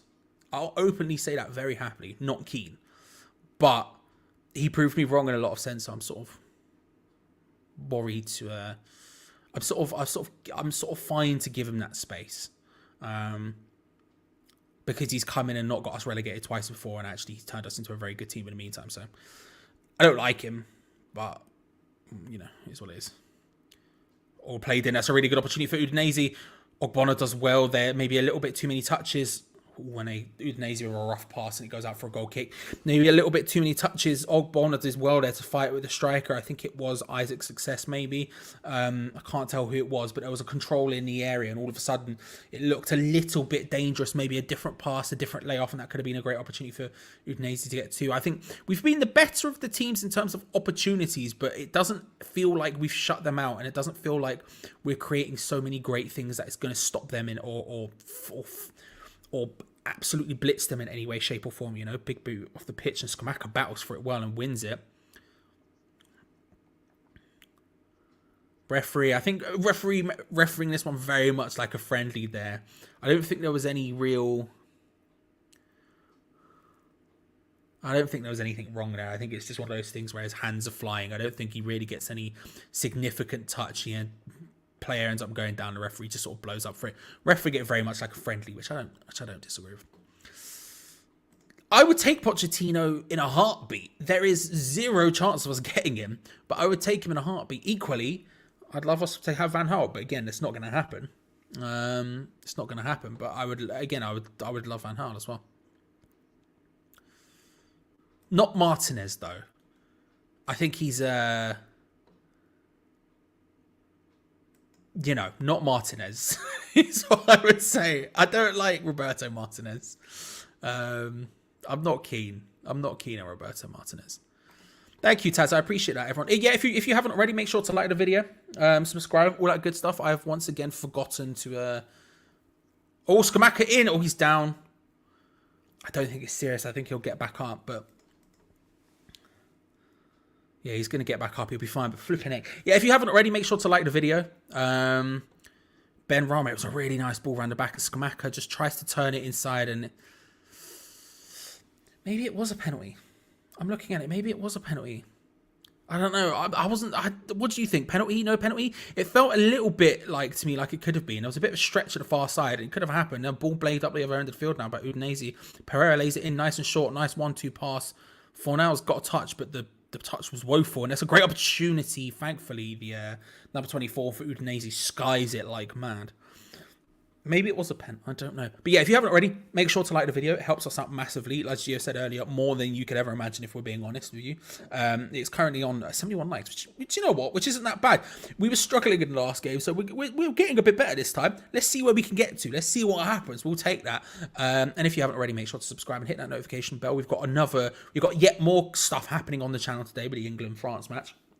But aside of that, we've got West Ham stuff happening constantly over the course of the break. Just because there's no West Ham playing apart from these friendlies doesn't mean we don't have West Ham stuff going on, because whenever it does happen, we report on it as long as everything else. So if you haven't already, make sure to subscribe and all that good stuff, because once 26 happens and West Ham are back in full flow, it's going to be a grand, fun old time. So I'd highly recommend it. Skamaka does well to win the header, but Bowen can't quite get there.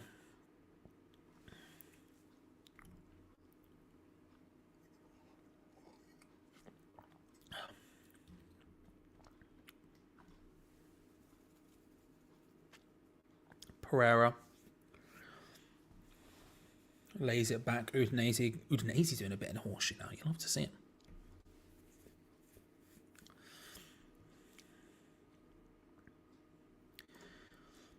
Yeah, like, I think for example, when Allardyce cut the year and stuff like that, I think whenever you talk about the fans, you have to be really sensitive about the way you do it, and he was not really sensitive at all.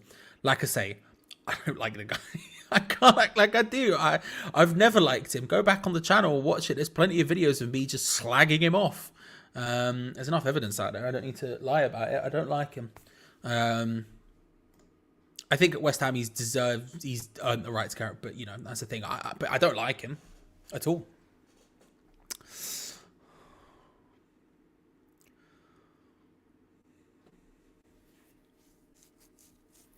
Gio has got back to me, by the way, Taz. If you're still here, I can see you commenting, so I suspect you are.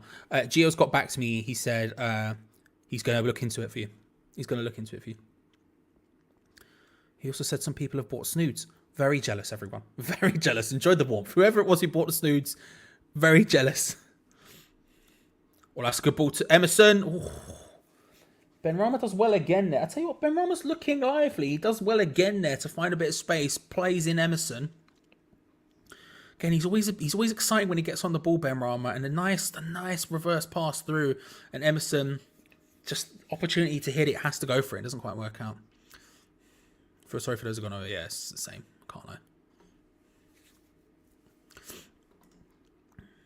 lie. Where is it? Yeah, that's a pen. It looked like a pen to me as well. It definitely looked like a pen to me, but.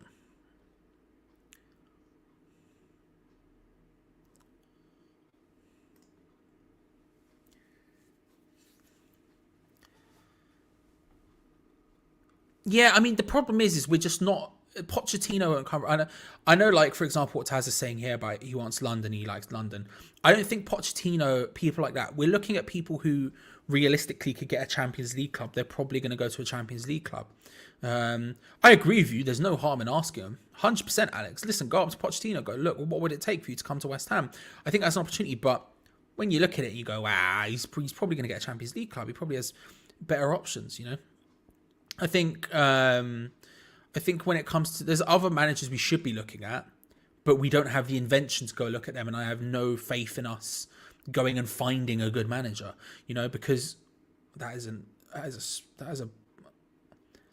got no idea what that was from Udinese. He looks sort of like I thought it was like a chip through ball type thing, but he also hit it like it was a shot. It was about 40 yards away. The goalkeeper was completely on his line. I don't know what that was from Udinese. It's one of those situations where I think you could make an argument both ways, right? But I think there's no harm in asking, but I don't think it's likely. But then again, when you aren't getting, say, Pochettino, if we use that as an example, Tuchel, the people who get brought up a lot, Tuchel, the people who get, I always say Tuchel, the people who get brought up a lot. If you're not getting them, then go and find someone who's good, who's interesting, who can take the team forward. And we don't tend to do that very often. And I don't have any confidence in us going and doing that, because our owners tend to only hire what's exactly in front of their face. They only know what they've seen. They never stretch outwards from that. Now, hopefully, that's where someone like Rob Newman can come into play, looking for interesting managers. Someone like maybe Mark Noble's job, looking for sort of the next guy who can be interesting, and we can go and find someone who's doing really well in Europe. Someone who's like the coach who's doing really well, Union Berlin. Maybe not him because his tactics are very Moyesy. People won't be super keen about that. And there's also an element like with what's going on with Union Berlin and everything else, but that kind of idea where you go and find the next Julian Nagelsmann, for example, as opposed to finding the last Sean Dyche. But the problem is they always look at what's ahead of them and nothing. They don't look far ahead. They don't try and find new things. They just see what's in front of them and work purely on that basis. So I have very little faith in that. It's annoying, but it is what it is. Like Mick says, isn't Sean Dyche? Yes. I suspect we'll see a lot of them, Peter, and I hope so. Maybe a little. I think we'll see less of them than we did in the testimonial. I think we're using this more as a warm-up match, a more testing match. Good defensive work by Bonner there. Referee pulls it back for a free kick again. I think the referee's playing this purely as a friendly, no physical contact allowed whatsoever. I think he does well there, Bonner, to be honest with you. But referee says no. I think we'll see less of the youth than we saw again in the testimonial, potentially. Maybe not. I don't know what Moyes is thinking, but I would like to see a lot of them. And then Scamacca again, they're going forward to press, and you can see him turning around and waving to the rest of the team to join him, and they're just not. We've not really put our foot on the gas pedal at all in this one. Ben Rama main creator. Yeah, I think Ben Rama's been pretty good. I think he's good.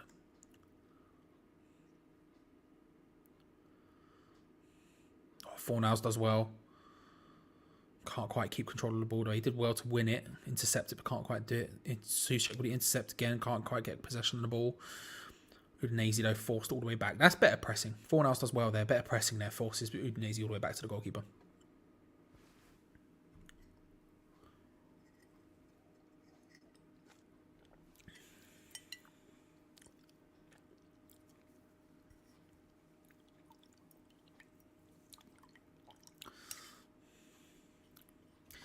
Thank you, ISJ. It's very kind of you to say. It's very kind of you to say. The chat here is they're always a lovely group of people. You know what I mean? Always a lovely group of people. I have seen certain people in the live chat, the other one, just people spamming. That's what happens when you get those sort of things, right? There's like 11,000 watching over there, and it is just at the moment people spamming the word Willie, which is a choice. I don't mind people watching it officially, though, to be fair. I ain't got no problems with that. Emerson lays it short to Scamacca. Finds Bowen, can't quite skip on the inside. Tried it, but couldn't quite skip on the inside there. Minute of stoppage time, almost over. 30 seconds to go. I think we've been okay in this half. We've created enough opportunities. It's just not quite there. I mean, we've done all right. It's just not there, is it? It's not the best as good as we could be, but we've done not bad. Emerson there just stepped over again. Second he goes down. The referee plays the free kick. Scamacca takes it quickly. Nice, smart, good pass out to Soufal. Finds Bowen. That's a really nice ball in for Bowen. Ben Rama, he's onside as well. 1-1. Very, very nice stuff from Said Ben Rama. I tell you what. Chalk that one up for Scamacca. A really just nice bit of ingenuity from Gianluca Scamacca. It goes down for a free kick, and he's the only one who takes it quickly as the referee's checking on the player and everything. He's fine to take it. Emerson was down. Really nice ball out wide to Vladimir Soufal, who finds Bowen, and that is a lethal ball in from Bowen. Goalkeeper can only parry it. It was going in as well from Bowen. That was a really nice cross. Just whipped in. Loads of whip. Goalkeeper can only get palm on it just to stop it from going in practically. And Ben Rama, the man to react quickly to it. We'll be taking that, ladies and gentlemen. It's Udinese 1, West Ham 1. Last touch of the half. It is now half time. And it was Said Ben Rama with a goal. Like I say, chalk that one up to Gianluca Scamacca. Really nice bit of work from him.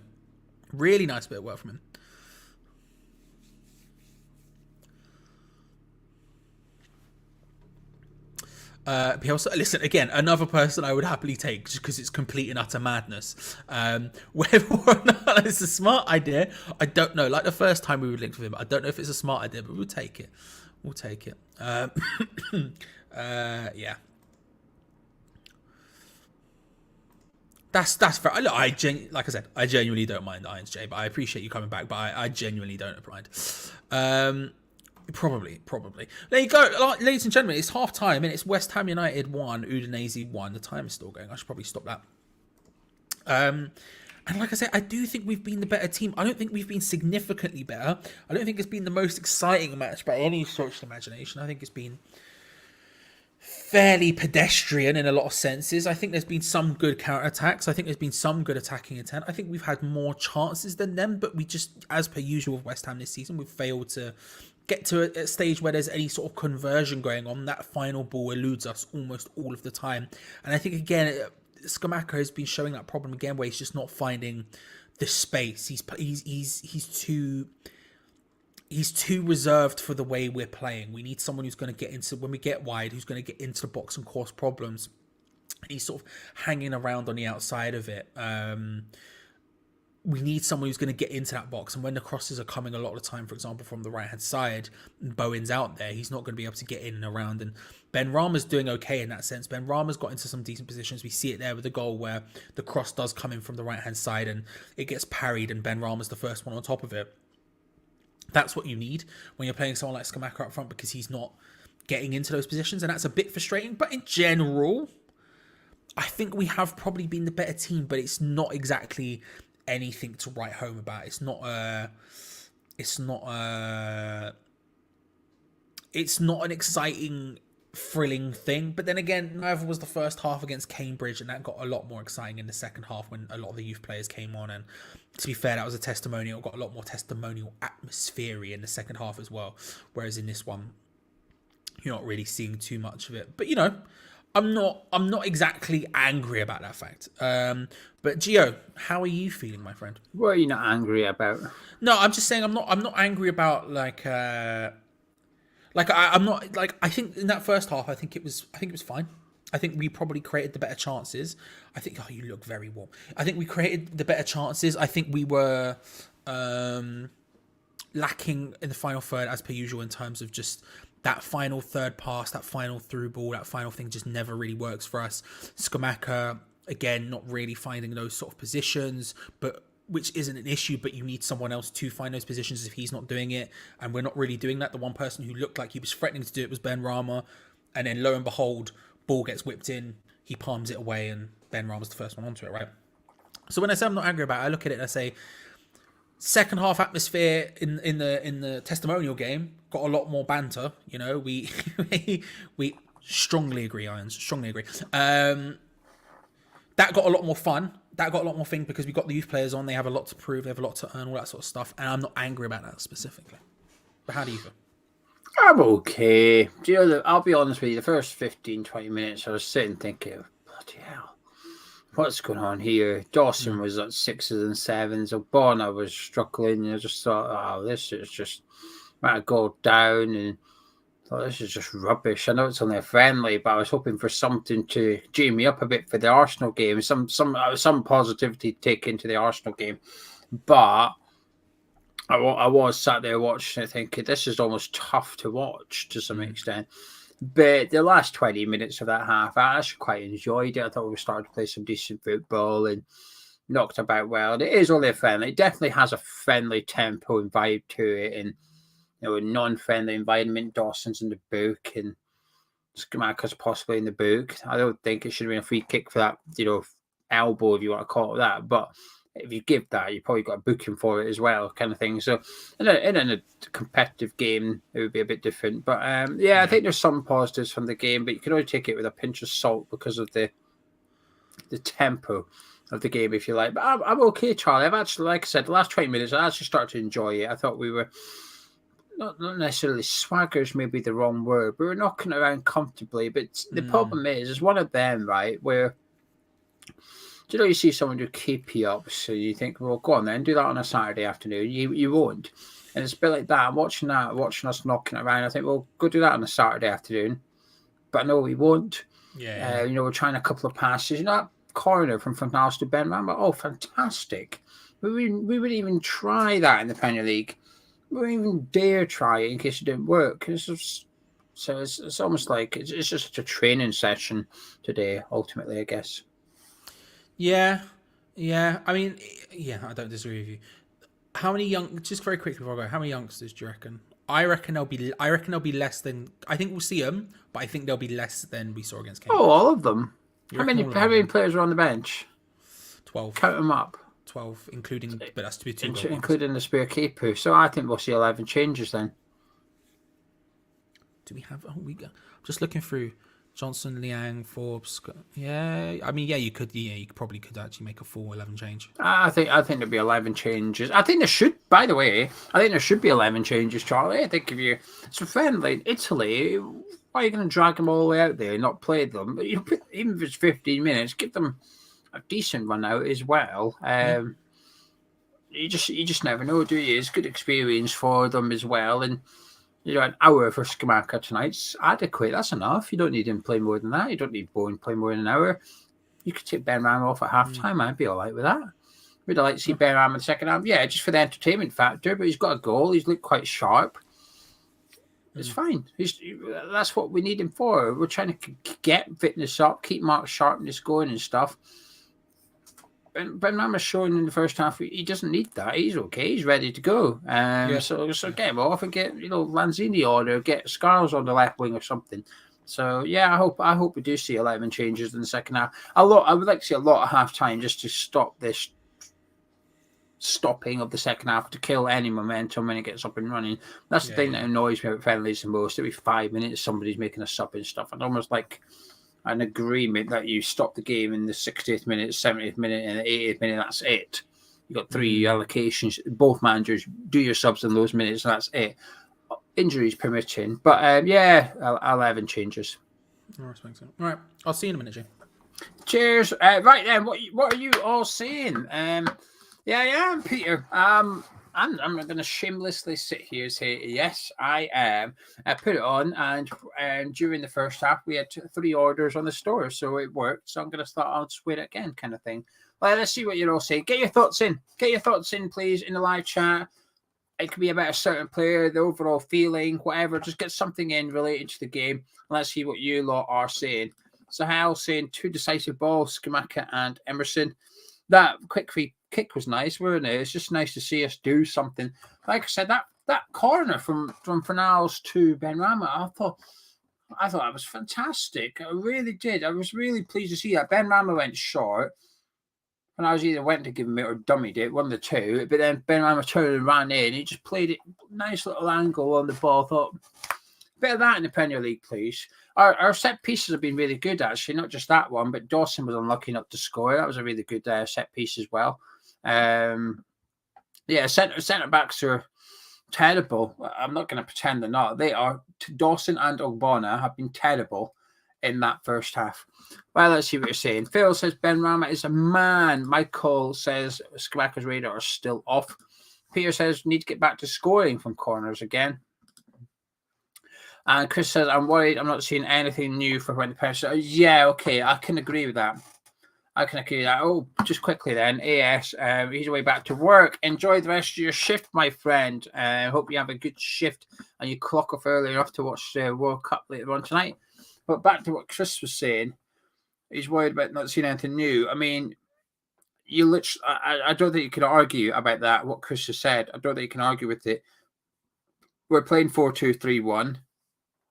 Sufal's right back, Emerson's left back, down Souček in the middle.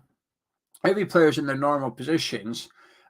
The formation is what we've seen.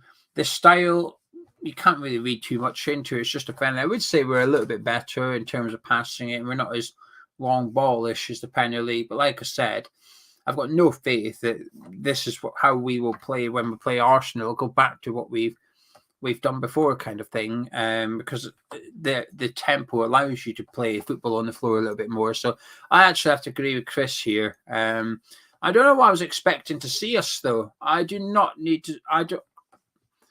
I guess Chris, everybody else, but Chris as well, what were you hoping to see then? I'm asking myself that question, I guess. What were we hoping to see? We're complaining that we haven't seen anything different, or acknowledging we haven't seen anything different. So what were we hoping? Is it a formation change, a change of style? Is it players in different positions? What was it we were hoping to see? I'm not really that sure, to be honest with you. I guess I wanted to see what we were going to do against Arsenal. I think we are seeing that. We will play this formation. We probably will play these players in these positions with inclusion of those at the World Cup. Christopher said, mine heck looks warm as heck. Everyone needs to check out the cheers, Christopher. Thank you for that. I appreciate that. That's a nice plug for me. Peter says the break hasn't done us any good. I think we needed it though, Peter. I do think we needed to just forget about the Premier League a little bit. I think that some of the boys needed to get away with their families for a few nights and just switch off from West Ham and just just recuperate, I guess, and then come back hopefully in a better frame of mind, ready to rock and roll, batteries recharged kind of thing. So I think the break, we can't say if it's done us good or not. We're not going to know until Brentford and Leeds. I know we've got Arsenal as well, but Brentford and Leeds are sort of judgment days for me. So I don't know. I don't feel like we can say if the break's been a positive or a negative until then. Scott said it's nice to see the town players getting a run out in Italy. Peter said there'll be 10 men behind the ball against Arsenal. Irish J, thank you kindly. He says, we'll be buying more stuff in the store from his recent experience. It's awesome stuff. We do our best. Scott said he hopes to see Heggie in our next game, but we would. Be nice to see him come off the bench. I know it'll be Randolph that comes on, but it'd be nice to put Heggie on. Randolph got the second half against Cambridge. Hughes says 2 up front. That's fair. That's fair. I can't disagree with that. I can understand why people want to see them up there. Phil says Fornals is everywhere as usual. He gets gang tackled at times though. Scott says we're 6 points out of Europa and 9 points out of the Champions League with games in hand. That's a very positive way of looking at it, I guess. Are we? I could be wrong. Are we a point ahead of relegation and teams behind us have got a game in hand? The Premier League, it's a very unique Premier League as far as I'm concerned. That's why, ages ago I did a video saying I think it looks like a 13-team relegation battle, and people said, "Oh, it's too early to call that." I think, well, I don't think it is though. But like I said, that number 13 will decrease as the season goes on. Eventually a team will rack up 4 or 5 wins in a row and end up 8th in the league, and they'll look safe from relegation. It becomes a 12-team relegation, so on and so forth. But come the start of March, I would not be surprised if there's realistically 10 teams in with a chance of getting relegated this season. It's a very, very unique season in regards to the bottom half. Sometimes we see it with the top half where, a month or two to go, there's a few teams with a chance of European football one way or another. And relegation looks sewn up. But actually, I think it's the other way around this season. I think the top 7 looks sewn up. It's just a case of which order it's in. But the bottom 3, it's all to play for. Ralph says it's like watching West Ham pre-season. He is seriously worried. Christopher says, different opinion. Paqueta's best touch is with his head. He's quite good at heading, isn't he? Liam says, outside bet for the next manager. Not who he would want, but Wayne Rooney. Scott says, I guess my point is we've had little luck, a few good results, and we're in a totally different spot. I don't disagree with that, by the way. I think that's a fair comment. I don't necessarily disagree with that. The underlying statistics back that up as well. It just depends how much you appreciate statistics or you hate them. As the teams come back out, Gio, what are your final thoughts? I just want to see a bit of fun in the second half, Charlie. Maybe what Hughes is suggesting. Antonio and Scamacca up front, not on the pitch. They were on the pitch against Cambridge, but Antonio was left wing, up front together. Change of formation, maybe go 3-5-2 or something for the second half, because then Scars goes left wing back, where he looked fantastic in the Conference League, so put him left wing back. I think Scars played. Antonio and Lanzini have come on. I don't know if there's been any more subs, and I'm not sure who for. Lanzini came on for Downs, I can tell you that much. But I'm not sure about Antonio. I think I can see Scamacca still on, so He's probably come on for Ben Rama and gone left wing. That's my guess. But think Lanzini for Downs is a reasonable substitution to make. There's no need to play Downs for the second half. Yeah, I agree with that. But Gio, enjoy the second half. We'll see you at full time for the review. You shall. Cheers. If you're looking for more smart things, then I would highly recommend checking out Gio at full time. He'll be live talking about the game, talking it through. However, until then, I would highly recommend you sticking around and having a fun old time with us. Like I say, Lanzini has come on alongside Michail Antonio. I think Gio was right. I think it is for Ben Rama, and Downs has come off for Lanzini. Positive changes, I feel like, to be honest with you. I think Ben Rama has obviously done well, but I don't think he needs the warm up in a sense, if you know what I mean. He's looking lively. As the kickoff happens. Come on, deploy the boys. Let's go. Come on, you irons. Big plays incoming. Antonio though looking quite central, to be fair, from kickoff. This is only from kickoff, but he is looking very central. Souček getting a tackle, nicely done. Bowen intercepting the ball, and Lanzini. I like the idea of a sort of Lanzini Souček double pivot, you know, like in an aggressive sense. I like that idea of that double pivot. I wouldn't exactly play it in the Premier League, don't get me wrong, but in this game specifically, I like the idea. Maybe stepping a little bit to it. Like I say, Ben Rama, I don't really think needs to warm up. I think he's doing well, so the sense of him coming off makes sense. And again, we're going forward now, and Antonio is very, very central. I don't want to say 4-4-2. But it does look a little bit 4-4-2-y, with Fornals being the left wing position and Antonio and Scamacca up front, Bowen on the right. That does seem to be sort of what it is, or a 4. I mean, it's more a 4-4-1-1, or you could even make it a 4-2-3-1 if you really wanted, but it looks more like a 4-4-1-1 with Antonio just behind Scamacca. But he's very central, which is exciting. Hughes, yes, Moyes is there. He is. He's wearing a beanie.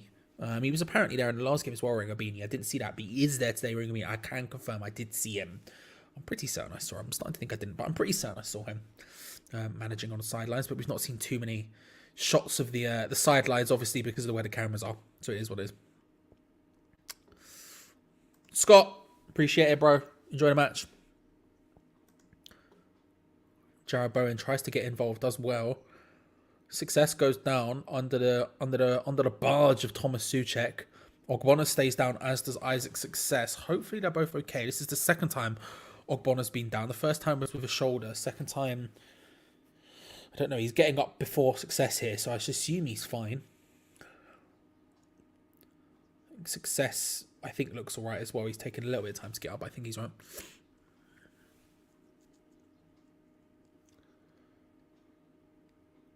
Yeah, it's going to be a free kick just outside the D. Thomas Souček under a bit of pressure takes down Success.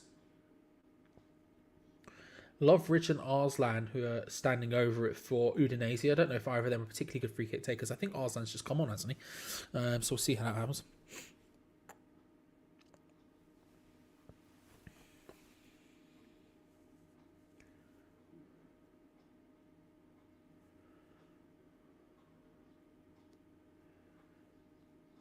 They're both standing over it.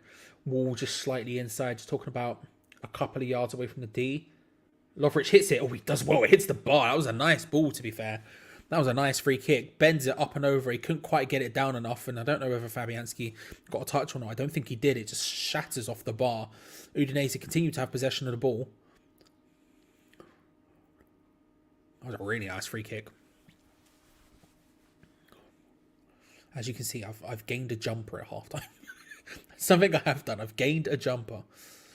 A foul from Fornals. It's going to be a free kick to go the other way. Like I said, referee very much refereeing this in a friendly fashion. Everything's a free kick. We're going to look at the free kick again. I can't tell if Fabianski gets a touch on it. I'm going to say he doesn't, but that's a really nice free kick. A really nice free kick. Just couldn't quite get it down enough, but fair play.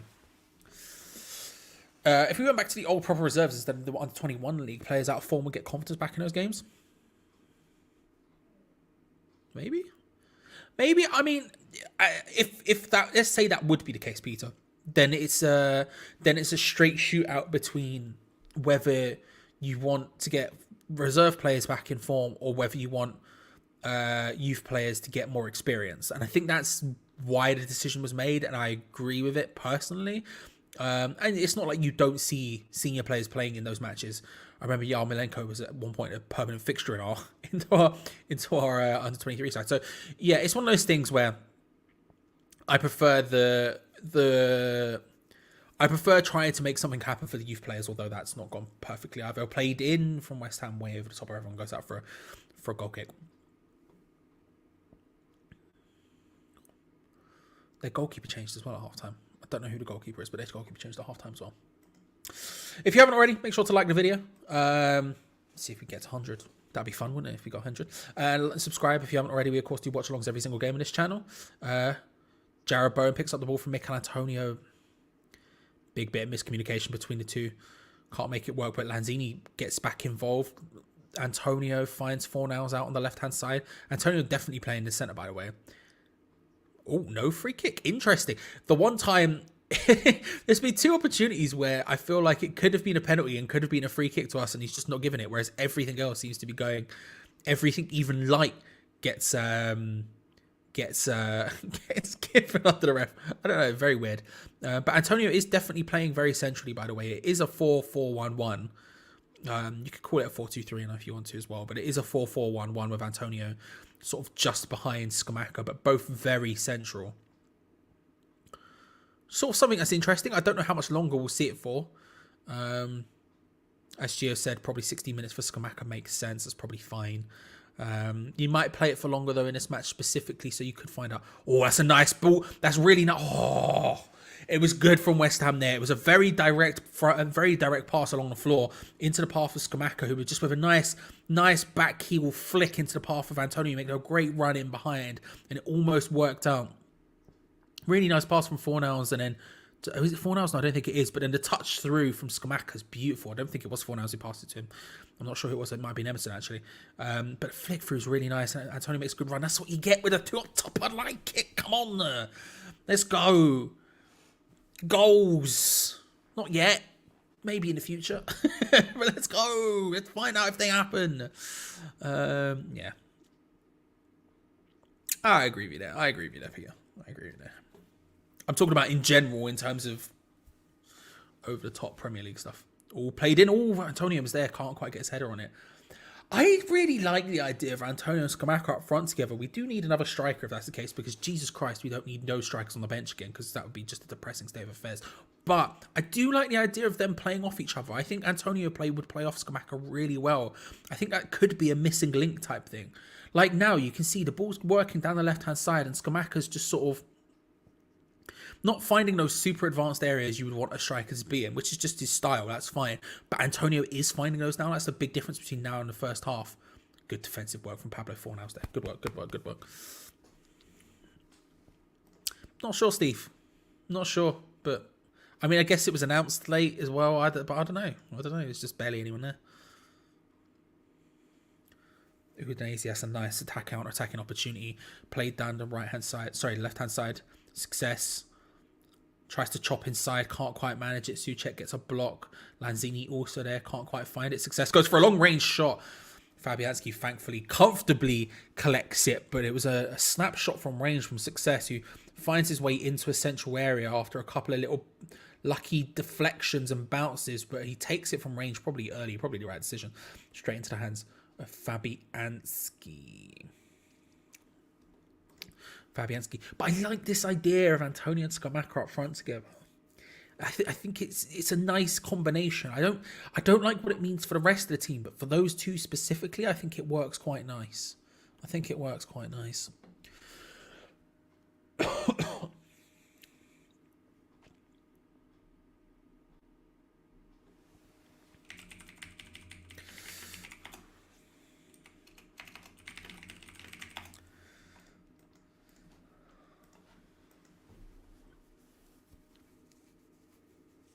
Getting a message from work. There is someone also in the ground with a whistle, which just keeps throwing me off because I keep hearing whistles. And I'm like, what's going on? What's the foul? Souček playing it across to Sofao. A little bit of an awkward touch, but steadies himself. That's not the worst cross. Not great, but not the worst cross. Sufal, I think, has been better today. I'll give him the credit he's due. He's been better today. Now, he's not been good all season. He's been awful all season. And he's been awful for longer than that as well, for being honest about it. And equally, you know. But I think he's been a little bit better today. He's got into good positions. The crossing's been better. Hopefully, that's a positive sign going forward. I'm not convinced. But hopefully that's the case.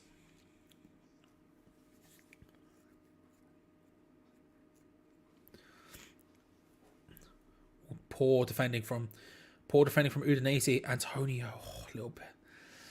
We managed to capitalise on a bit of awkwardness there from their defending standpoint. Antonio picks up the ball, tries to lay it off the bow, and it's just a bad pass. Again, it's the infinite problem with Mikel Antonio is he has the chaos factor. That's a really nice ball down the line for Beto. Puts it to an awkward position. Ooh, it was close. He tried to swerve that one around there. It was a nice ball. Again, they're finding space down that right-hand side. What happens is, obviously, with us, we commit Sufal and Emerson very far forward, and it leaves space for the counter-attack in those two positions. They play those two up fronts, and they move right and left, and they have that sort of opportunity. And when those long, direct balls happen, it gives Beto and Success the opportunity to make runs, right? And they've done it a couple of times in the second half down that right-hand side. Their right, our right, their left, where they're charging down into that space. And both times they've been forced to sort of pull it back again. Oh, that's a really good opportunity for Udinese again, but they decide to take it shot from range. He should have maybe waited there. That felt like a speculative effort at best. West Ham trying to counter-attack Antonio, go for it, can't quite manage it. But yeah, it's one of those situations where, you know, Isaac Success does well there against Emerson, pulls it back. Block from Craig Dawson. Second opportunity maybe for Udinese.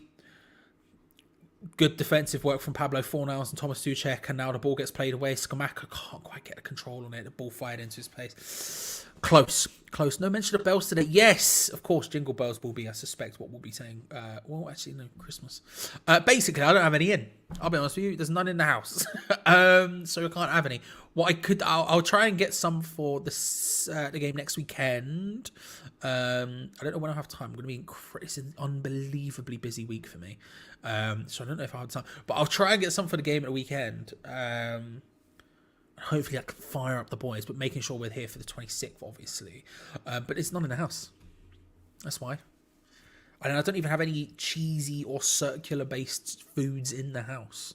So, we had hula hoops, but they're all gone. They're circular, I guess, but they're all gone. So, that's why.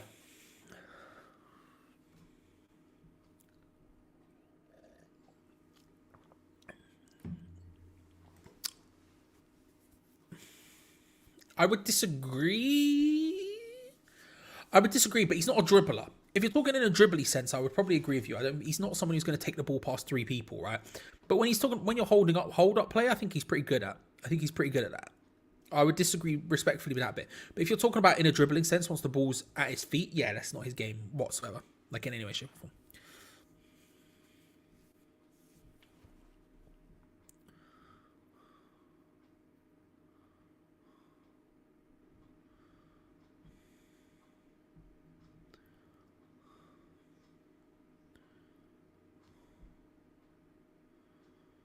Played 4 hours looking for Skamaka, couldn't quite find him there.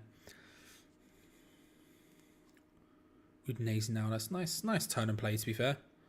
From Arslan. Bowen just barges him down.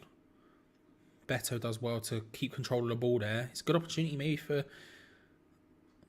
Udinese. Played the ball. Ooh, it got played out wide to, I assume, Pereira if he's still on. Tried to whip the ball in. I don't think it was Pereira. No, it's not Pereira. It's whoever number 4. Oh, it's that free kick guy, whatever his name was. But it was a nice ball in. Just couldn't quite get ahead of it. But a little bit of space.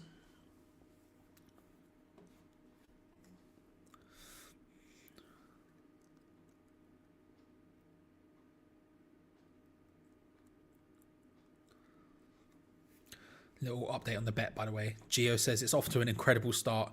Amrabat tackles landed already. Passes are flying so far. So there you go, ladies and gentlemen. If you are involved in the bet giveaway, just by being involved in the live chat, no spamming, obviously, but just involved in the chat, which everyone has been today, to be fair. We haven't had any trolls or spam. Then you're involved in that. Apparently, it's off to a good start. I don't know. I don't understand what's going on with that. But Gio, who's keeping track of it, says it's going very well so far. So that's exciting.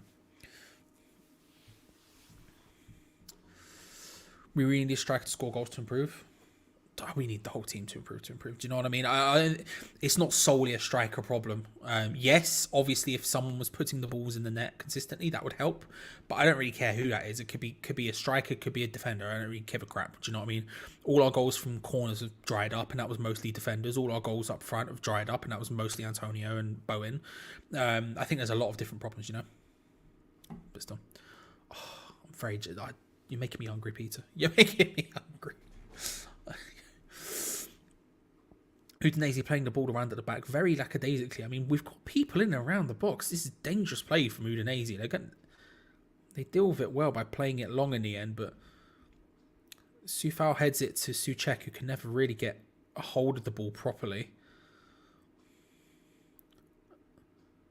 Some interesting play from Udinese, let's say. I've been a bit surprised by how lackadaisical they have been in and around the box. It's just been a bit dead, if we're being honest. Lanzini plays it forward into the path of Antonio. Can't quite make it work, and Udinese come forward. I think they've been better in this second half, Udinese, than we have. They're counter-attacking again here, down the right-hand side. Does well to take the ball past Fornals, gets to the point where Emerson's there. Arslan's volley goes way over. It deflects down on so that he doesn't get all of it. It bounces off the floor and bounces up. Spam, spam, spam, spam, spam, spam, spam, spam. Wonderful spam, lovely spam. Isn't that Monty Python? Is that Monty Python song? It's a Monty Python song, right? It's the Contractual Obligation album. Is that the one? Can't remember. Is that what it is, Arthur? Am I wrong? Am I losing my mind? A couple more changes for Udinese. They're going to make 2 more changes. Nestorovsky coming on, and then whoever their number 8 was. I think Wallace was coming off, was one of them. And then I think that's Isaac's. Yeah, that's Isaac's success who's coming off, and then not sure who the other player coming on is. Jared Bowen's just taking some instructions from David Moyes. I think Udinese have been the better team in the second half. We made some interesting subs, but I don't think it's. I mean, there's been some positives from it, but in general, you're looking like who's more dangerous and who's going to score right now. It feels like it would be Udinese as opposed to us. Annoying, but that's just where it's at. Surprised there hasn't been many more changes yet from David Moyes. I did think it was going to be a little bit slower today in terms of subs. I think he's going to be trying to give people more time, trying to get people more involved. Big boot forward. Antonio tries to nod it on, doesn't quite work out, but thankfully Scamacca with the interception, and now West Ham the opportunity to go. But this is something you lose when you change to a sort of 4-2-2. Sorry, a 4-4-2. You do just lose a little bit more options deep for controlling the ball. A little bit less passing, a little bit more space, a little bit less space created. That just you just sort of lose those opportunities because there's just less people in the build-up phase, right? You have 2 people up front, so there's less people in the build-up phase, so you're sort of relying a little bit on that. And as exciting as that is, the person who's obviously the deeper of the two between Scamacca and Antonio right now tends to be Antonio. He tries to move around a lot, and Scamacca sort of is the pinpoint. And to be honest with you, I would change it. I would move it the other way around. I would put it so Antonio was the one who's spearheading and Scamacca would be the one who's a little bit deeper, because Scamacca can get involved in that play. He can do stuff like that. And if you want that long out ball, you want Mikel Antonio being the guy at the end of it who can just run on past the players, right? That's sort of what you want.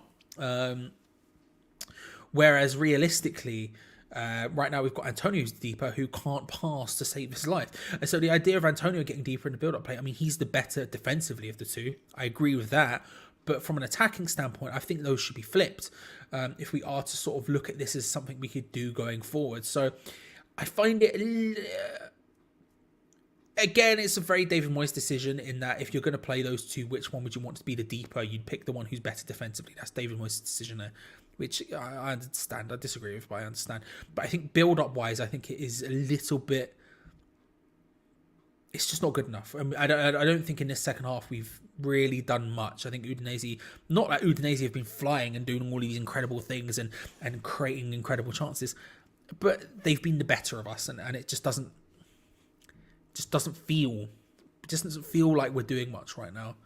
And I think by the 70th minute we'll maybe see. I think by the 70th minute we will maybe see the signs of some more substitutes West Ham. But as of now, just knocked some paracetamol on the floor. As of now, nah, it is. Thank you. I knew I was right. Thank you. It's up there with Finland, another banger. Finland is the place that I want to be. Something, or camping, or just watching TV. I used to listen to it all the time when I was a kid. My dad had it on vinyl. I used to listen to it all of the time. Finland just on my iPod constantly as I was growing up. Banger. Spammer. We're here for the spam puns right now. I can't lie about it. This doesn't look good for when the league starts. We all know this manager and the players are dreadful. I don't think either of them are dreadful. I just think we're bad, right? I think the team is dreadful. I think individually, there's merits to everything. But I think just as a collective unit, we are significantly worse than... Well, that's definitely a free kick to West Ham. Ball came forward, and I mean, Scamacca... It was a great opportunity to try and counter-attack. I don't think Scamacca would have managed it. He was battling forward for it. It was a ball comes forward from Soufal. Scamacca... Yeah, he actually, to be fair, he probably did turn the defender and probably would have anyway. He's just cynically pulled down, but there you go. That's what it is. Like I said, I don't think they're dreadful, but I think it's the exact opposite of what you'd say about a good team. I think collectively we're significantly worse than the sum of our parts. And that's not good. That's not good in any way, shape or form. I don't know, man. I don't think they do anything. I'll be honest with you. I don't think he cares. It's a friendly. I don't think he's that fussed. I think he's concerned about performances and fitness more than he is about the result. And I agree with him if that's the case. But yeah, get him in there. Do you know what I mean? Have some fun. That's what happened in the last one. We subbed on all the youth players and we had some fun. Let's do that now.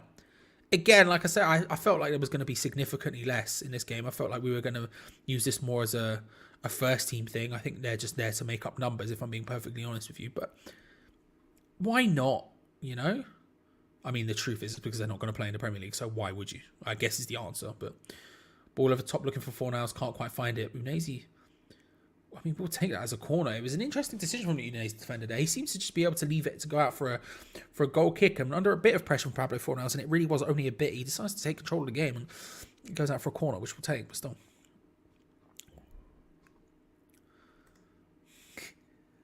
Yeah. You do some hard work, practice working hard, talk about working hard. Then, Oh, Bonner, that's a great opportunity. How is that not in? The corner came in. And again, for once, we don't go to the front post. We aimed in for the back, towards the back. Ogbonna gets his head onto it. And it's Scamacca, another glorious opportunity. Ogbonna does really well. Souček's in there, Scamacca's in there. They're just getting each other's way. Neither of them get a touch. How that isn't in, I will never know. That really should be 2-1. Corner came in towards the back post for once. Ogbonna nods it down. Not on target, but Scamacca and Souček are both there, and I think they just get in each other's way, and neither of them get a touch. I have no idea how that hasn't ended up in the back of the net. No idea whatsoever. I can't lie. That's so annoying.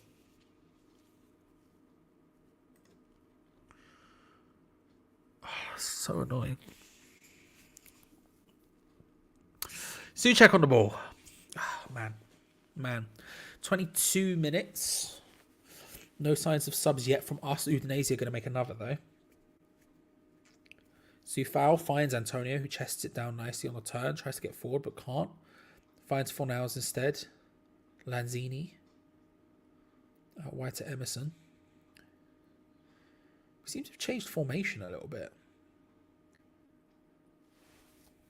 I'm trying to figure out what's happened, because Fornals is finding himself a lot more central and a lot more on the right hand side.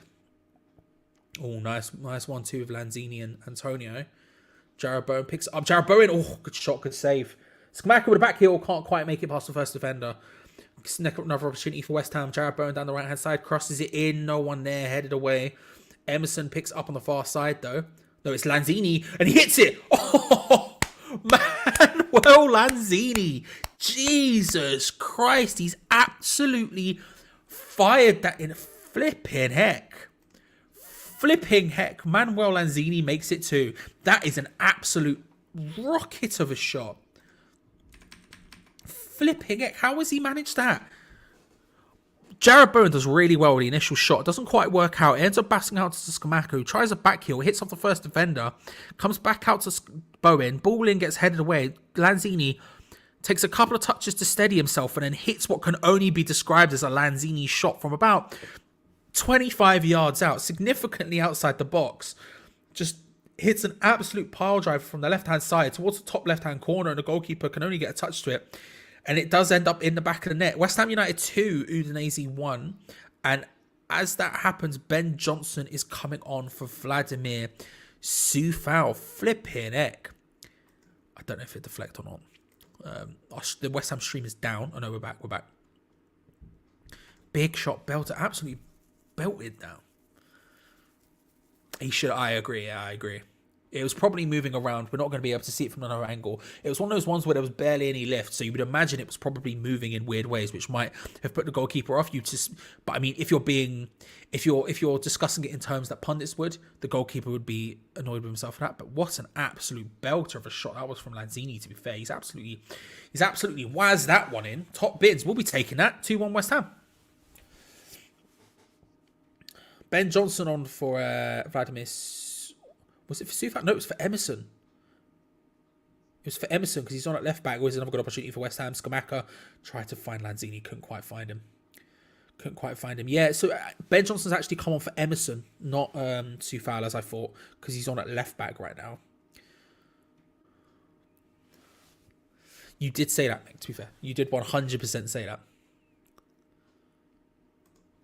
Ooh, this is good intel. Profundi only 16 and called the next Messi. Let's see what he does. Franco, what number is he? What number is... I saw him on the bench when I was typing the bench up. What number is he? That's interesting. Broken his fingers. I mean, yeah, probably a little bit. He hit it with some venom.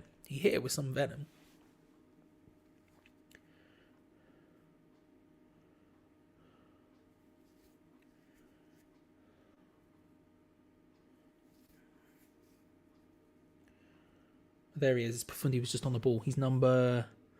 something with a 0. 80. Thank you, Franco. Thank you. I just saw him there on the ball for a split second. 80. All right, everyone keep an eye on 80. He's young and he's good.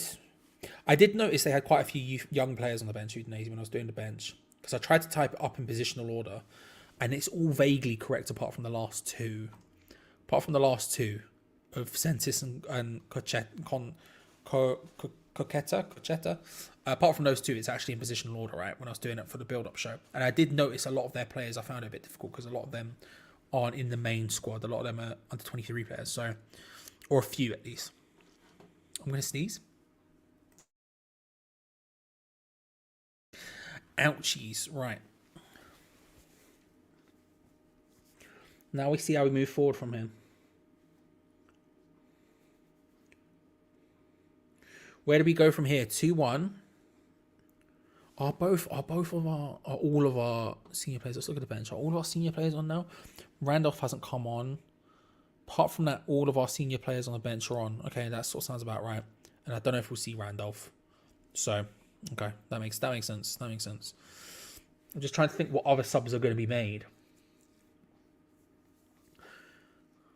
Good defending from Thomas Souček there. Played far from Coufal, not a bad pass into the path of Skamaka. Holds it up relatively well, finds Jared Bowen, but again we're forced backwards after it.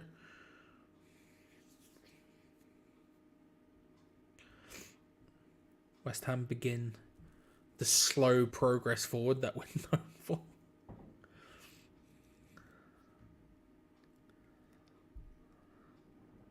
Dawson found from Thomas Souček. Or very, very awkwardly, and West Ham are forced all the way back again.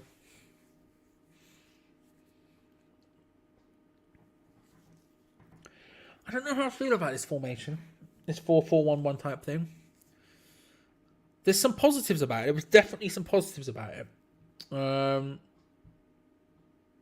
there's also just negatives. I think in the final third we look better with it, but getting there has been difficult. We'll ball over the top nicely to Jarrod Bowen. It's a good opportunity, but he can never quite. The number, I think he just said Gessan, number 67 for Udinese, does well there to defend against Jarrod Bowen. There was a moment where it looked like he could be through one-on-one. It's always bouncing quite high. It would have been difficult. He would have had to taken it from an awkward position at some point, but the defender just does enough to get involved and get it out. I think in the build-up, it negatively affects us to some extent. There's just less options. Mikel Antonio, sort of, he's too versatile, which is the thing. Like right now, for example, after Bowen made that attack, he sort of maintained his position centrally up front where Antonio was essentially. Oh, that's really nicely done from Udinese. It's a really good opportunity for 2-2. Oh my God, how's that not ended up in the back of the net? Sufao, I think, who gets the block, and then Ogbonna clears it. That was a great opportunity for Udinese, and they can't make it work. Skamaka battling for it, and he wins a free kick. But that was a golden opportunity for Udinese. An absolute golden opportunity. They come forward down the right-hand side. He does really well, powering straight through the middle of Johnson and... it was Dawson who gets the block, I think. He powers through the middle of Johnson and Ogbonna. And one of the players is down for Udinese, and we're going to take a brief moment for that. But he powered through the right back, Ben Johnson, who's playing at left back, and the centre back in Ogbonna, I think it was, to create a really nice opportunity where he pulls it back, and it's... The Udinese player's got to do better than that. He's got to hit it in anywhere else. He puts it on the side where all of West Ham's players are, and Craig Dawson comes flying across with a block. Gets it. Festi is the one who's down for Udinese, the number 2, who was involved in their goal. Actually, in the build-up. I'd like to see Skulls. Yeah, I would as well, to be fair. Yeah, Skulls, I guess. I would agree. I would be into that. I just think we're not very good, Peter. I'll be honest with you. I don't even think we're trying to walk it in. I just think we're not very good. But yeah, I'd love to see Skulls. Now Ben Johnson's playing at left back. For some reason, I don't see it happening. But I would really like to see him. I thought he played really, really well in the. I thought he was brilliant in the game he did play. Who was it against? I'm trying to remember. I don't remember. I don't know. I don't understand football. My prediction was 3-1. Only problem is it included Skamaka scoring a hat-trick. That's unlikely at this point. But 3-1 is a possibility. I said 2-1. So in 13 minutes, if nothing happens, you know.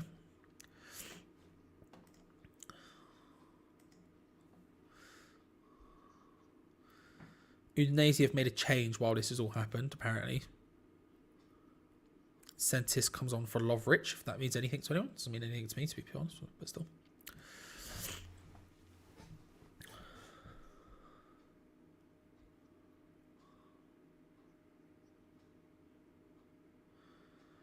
Udinese have made a huge amount of changes. We have made barely any. We had a throw in a fairly advanced position, and we've managed to throw it all the way back over the halfway line to Craig Dawson, which is fun to watch. But then again, with our throw-ins, if we keep possession, then I think that's a win. Usually we're so bad at it that we don't keep possession, so we'll take that. 4-0's out to Mikel Antonio, trying to flick it around. Antonio's trying to charge through. Udinese's defender a little bit scared at one point, but he does end up going out for a goal kick.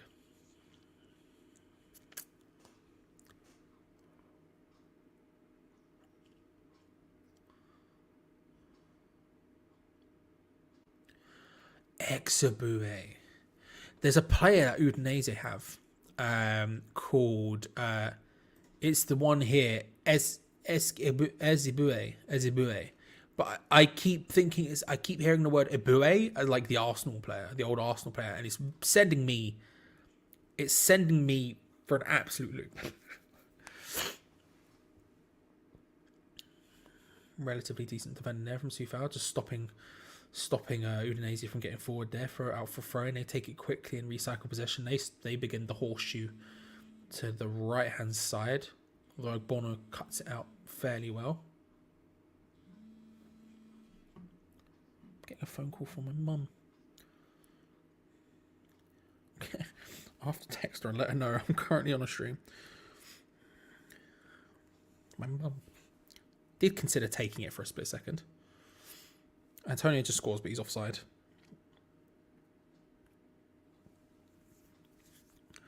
It was a great opportunity. Scamacca just finds the ball off of Pablo Fornals and then plays it forward into the path of Antonio, who was definitely offside. He was 1,000% offside, but it was close for a moment.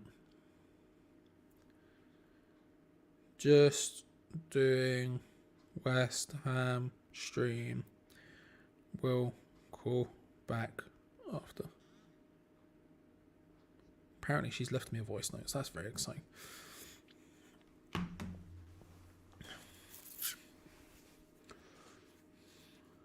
It was a really nice opportunity for West Ham. Again, quick when we do that sort of quick transition when we win the ball further up the pitch, and he's really good at finding the opportunities, Scamacca. But yeah, he was definitely offside by a significant distance. I didn't see it the first time. I saw the ball get booted into the net, but I heard the word offside as it happened. So I would imagine probably ever so slightly faster, but not much quicker than this. I would imagine slightly faster though. You would make the idea, but who knows? Who knows? They do seem to just make constant changes.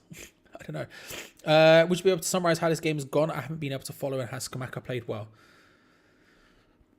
Lewis, right, okay. If anyone wants to ask, give Lewis a big picture as well, then feel free to add to what I'm going to say. I think the first half we were better than Udinese, Lewis. I don't think the game has been much more than a friendly. It's been relatively friendly the entire time. There's been some intensity to it, but barely any. The referees refed it very much like a friendly. Any opportunity to blow the whistle and get a free kick has basically existed. But yeah, I think it was fine in the first half for us. I think we were all right. Second half, I think we went to a 4-4-2. Antonio and Scamacca playing up front together. And I think it's negatively impacted us in build-up. We're creating a lot less opportunities. I think the opportunities we're getting are better, but we've created less of them. And yeah, it is what it is. In terms of Scamacca's performance, I don't know, man. I don't know. Like, he's been fine. I think his passing's been good. He basically created the first goal. Ball in towards the area. Can't quite make anything happen. He basically, Fornals on the left-hand side, looks to hit it just over. He's been fine. His passing's been good. The creative build-up side of his game's been good, but the other side of his game has been poor, and he should have scored. There was an opportunity where him and Souček get in each other's way, and it should have happened, to be honest. He should have got a ball in the net. But the build-up part of his game's been good, but the rest of it has been lacking. A very typical Scamacca performance for West Ham so far, I think, actually, to be fair. I would say, Lewis, if you haven't already seen it, go and check out our second goal. First goal was Ben Rama, which is good. That's a good goal, fine. Good work from us. Second goal, very good. Lanzini, absolute belter. Great opportunity for Udinese again. Awkwardly taken. Had to spin onto his left foot. Can't really get any sort of purchase on it at all, and it's straight into the hands of Fabianski in the end. But a good counter-attack. I tell you what, Udinese's counter-attacks have been decent. Udinese's counter-attacks have been decent. I mean, they're a team who have been sitting deep and trying to counter-attack anyway, which is not something that we have ever been good against under David Moyes, ever. And their counter-attacks have been decent. Oh, Antonio, it's a good position to win that ball. Again, he just gives us that something different a little bit up front. Puts the ball in towards Scamacca, can't quite get there. Cleared away. Very good defending there from the Udinese player. Ball in from Antonio towards Scamacca was actually pretty good. And Scamacca was lurking, ready to take the opportunity, but doesn't work out. And now Udinese can go again and go up the other end of the pitch. And they seem to just pick one player who runs up the entire length of the pitch under no challenge from anyone. Great.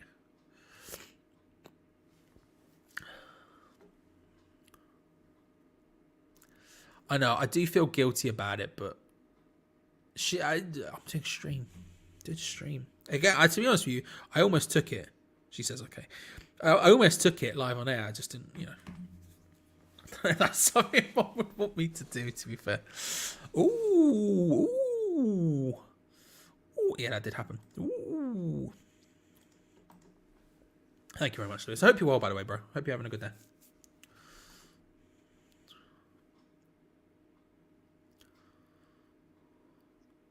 cat chance. It's good defending. It was maybe a little bit ahead of Scamacca the ball from Antonio, but it was a nice ball in. It was good defending, to be fair. So we've got another free kick in basically the exact same position the last Udinese one was, the one which hit the bar. But I think the player who hit the bar is now off. Pablo Fornals is the draft excluder in the wall. I think the player who took that free kick is off, though, isn't he? Maybe, I'm not sure. Arslan's standing over it. Someone else is as well. There's a number 8, and then might even be that Profundi kid, to be fair. Arslan hits it, deflects straight off. I think it was Lanzini and out for a corner.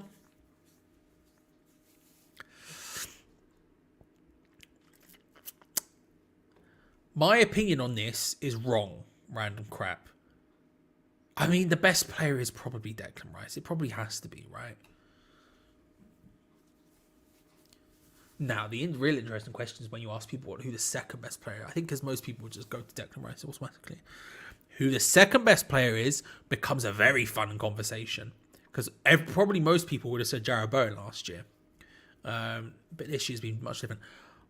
I'd say 4,000. But people don't like that opinion. So, Nesri was the one who gets the goal. And David Moyes didn't see it. Played in from the corner straight into the hands of Fabianski. Will take that. And Nesri not getting it. Big hoof up the pitch straight to the Udinese centre-backs. You love to see it, although their pass out was awful. Lanzini picks up the ball and finds Soufal.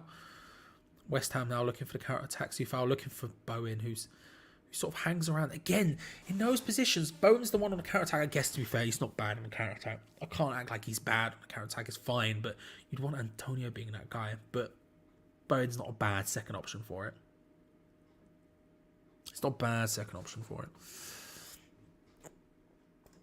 Best player today, Stephen, is a better question, and I have no idea.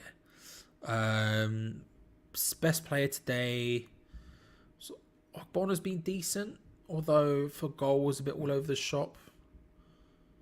Soufal's been not bad. Bowen's been not bad. Fornals has been not bad. Ben Rama was pretty good. Ben Rama, if he stayed on for longer, you probably would make an argument for.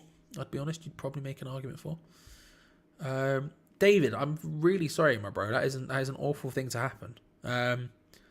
Yeah, my dad passed away when I was 15, so I can appreciate it. It's an awful thing to happen. My condolences are with you and everyone else in the family and friends, of course, and I hope you're doing all right. And West Ham's performance is maybe not the most jolly thing to watch, but I hope you're okay, bro. I hope you're okay.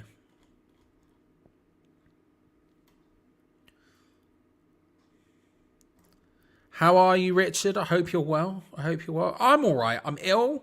I'm very tired. And West Ham have been, so, but good to see you. Hope you're well. I wonder if Scamacca is a bit like Arnie in the sense that he sometimes sulks and doesn't give always all when he isn't going well, but he has all the energy and appetite when he's scoring. Maybe. I think you could probably make arguments for signs of that existing. I think for me, when I look at it, I just look at a guy who doesn't fit the system, who's standing there trying to do other things than everyone else and other things than he needs to do, and no one's doing the things that he needs. Do you know what I mean? I just look at a guy who just doesn't fit. I think you could maybe make arguments for signs of the effort and stuff. I think at the beginning of the season, there was maybe a little bit more to him, but now it's not. I don't know. It's one of those things. I just, it's just not. I don't know. His build-up's doing well. Again, there. Gets involved, picks it up deep, finds a nice pass, and now West Ham can play ahead of him. Bowen does really well. Off the inside of the post. That's almost 3. Antonio! That is 3. That has to be onside, right? 3-1. There we go.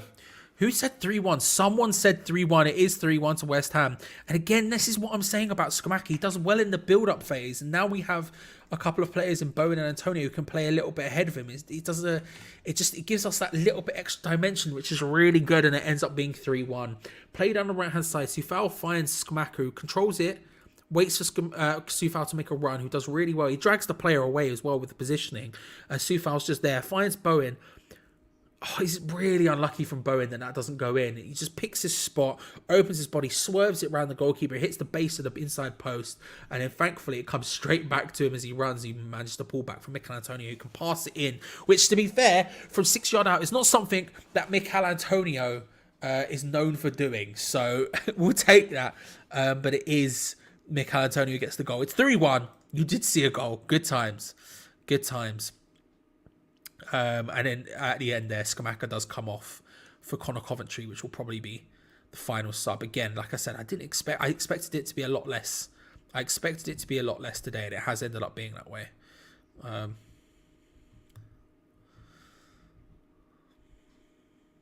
That's the bigger problem. I think the problem with the formation and the tactics and everything else is one thing. I think he's just missing every opportunity he gets is a bigger thing. But I think he takes more shots, which makes it seem worse. But he has had some golden opportunities that he has not put in. Last game was a big thing where he missed like 3 or 4. And in this one, there's been one big one where he's missed as well. That's a big thing. Yeah, Bowen did really well for that. That is the Bowen one. I think he did really well. Like I say, I hope you're well, David. I speak for everyone, I have his chat, but in general, I hope you're well, bro, because it's not a fun thing to go through at all. But I appreciate you being here. I always do. You always bring solid insight. You're always a lovely person to see in the chat, so I appreciate that. We're such a defensive team that often our strikers have to make things happen for themselves, which isn't ideal. Antonio could do that, but not many can. Yeah, basically, because Antonio is a winger, right? So he has the winger traits of running and battling and all that sort of stuff, which is not what strikers necessarily have. So it sort of makes sense. That's why Moyes always works with maybe Arnautovic up front as well, who has a bit of that as well. Just someone who can pick up the ball and do things with it. We can punt it at them and hope they can do something, you know? That's why he's tried Jared Bowen up front. Oh, it's a nice 1-2 between Jared Bowen and Lanzini, by the way. There didn't really open up enough for a central pass from Bowen. He ends up working out to the left, and under a bit of pressure, West Ham still managed to keep possession of the ball. It was a little bit scary there for a second. Johnson back to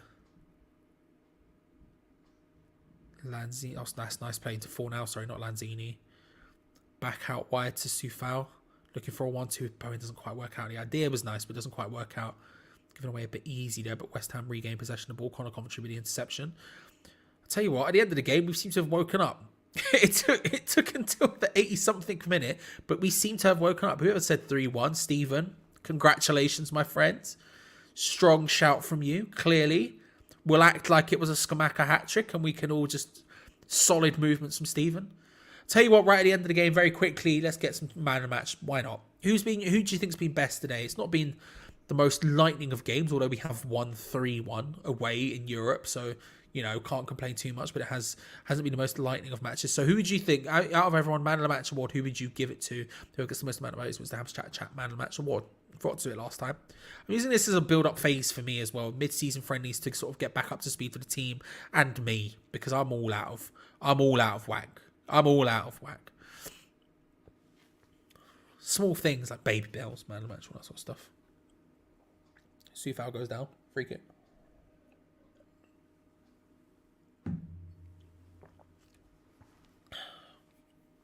Just overstretches, ends up getting stamped on. Nothing malicious at all from the Udinese player. Just a bit, I mean, Soufal stretches as far as he possibly can to try and get that ball without, not dive in or anything, but just ends up getting stood on by accident.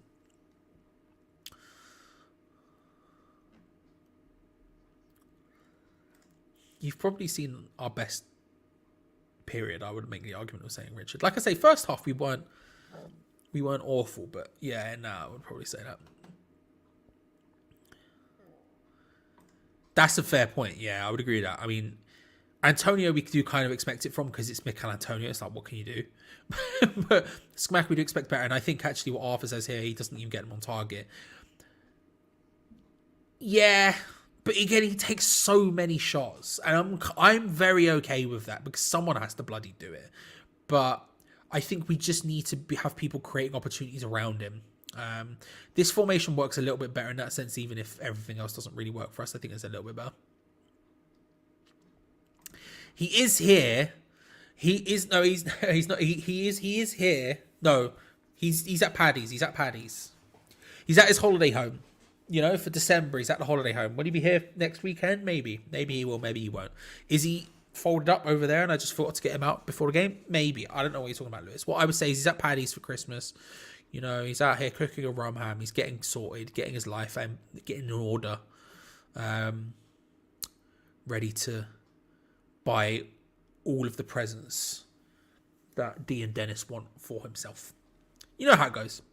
Soufal, the Ogfather, Soufal. There is a tussle going on in the pitch. There is a moment. Souček and I think is it Souček? I don't know. He seems to be the one talking about it. Lots of people have come on.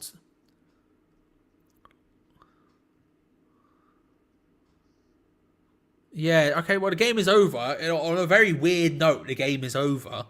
Soufal gets the most amount of votes. So Soufal, congratulations on your Ham's Man of the Match award. Fair play. I agree, probably. I think he's done pretty well. The game came to a very weird conclusion there, where there was a bit of a scuff going on the pitch. It wasn't, I wouldn't say a scuff. There was just some sort of altercation going on. Souček was having some frank words. There's a bunch of players just having words with each other. And then the referee ended up just blowing the whistle in the midst of it all, because why not at that point? But it does end here. Udinese 1, West Ham United 3, which, to be honest with you, we'll take. It wasn't the most lightning game you've ever seen in your life. I think we did all right. I think we did fine. I think we did fine. It's one of those ones where, you know, it is what it is. It is what it is. I think there's some good signs. I think there's some bad signs. But I think, you know, we've seen some good stuff today. And that's the stuff I'm choosing to focus on. Very blinkered. I'm choosing to focus on the good stuff. However, that's just my opinion. And if you want to hear someone who's actually smarter than me and knows what they're talking about when it comes to football, then I'd highly recommend you check out Gia, who's going to be live in just a moment with the full-time review. However, it does end here. Udinese 1, West Ham United 3, which, you know, we will take. If you're off to watch the Morocco game, if you're off to watch the England game later, I hope you enjoy it. Again, stick around for Gia's review. Like the video if you haven't already. Make sure to subscribe, because we've got plenty of stuff coming up. We've got the France stuff coming up later on this actual channel, as well as loads of other stuff going on throughout the time. So if you haven't already, make sure to subscribe. Hit that bell notification button. Thank you very much, everyone, for watching, and I will see you probably next weekend if there's a stream. See you later, everyone. Bye.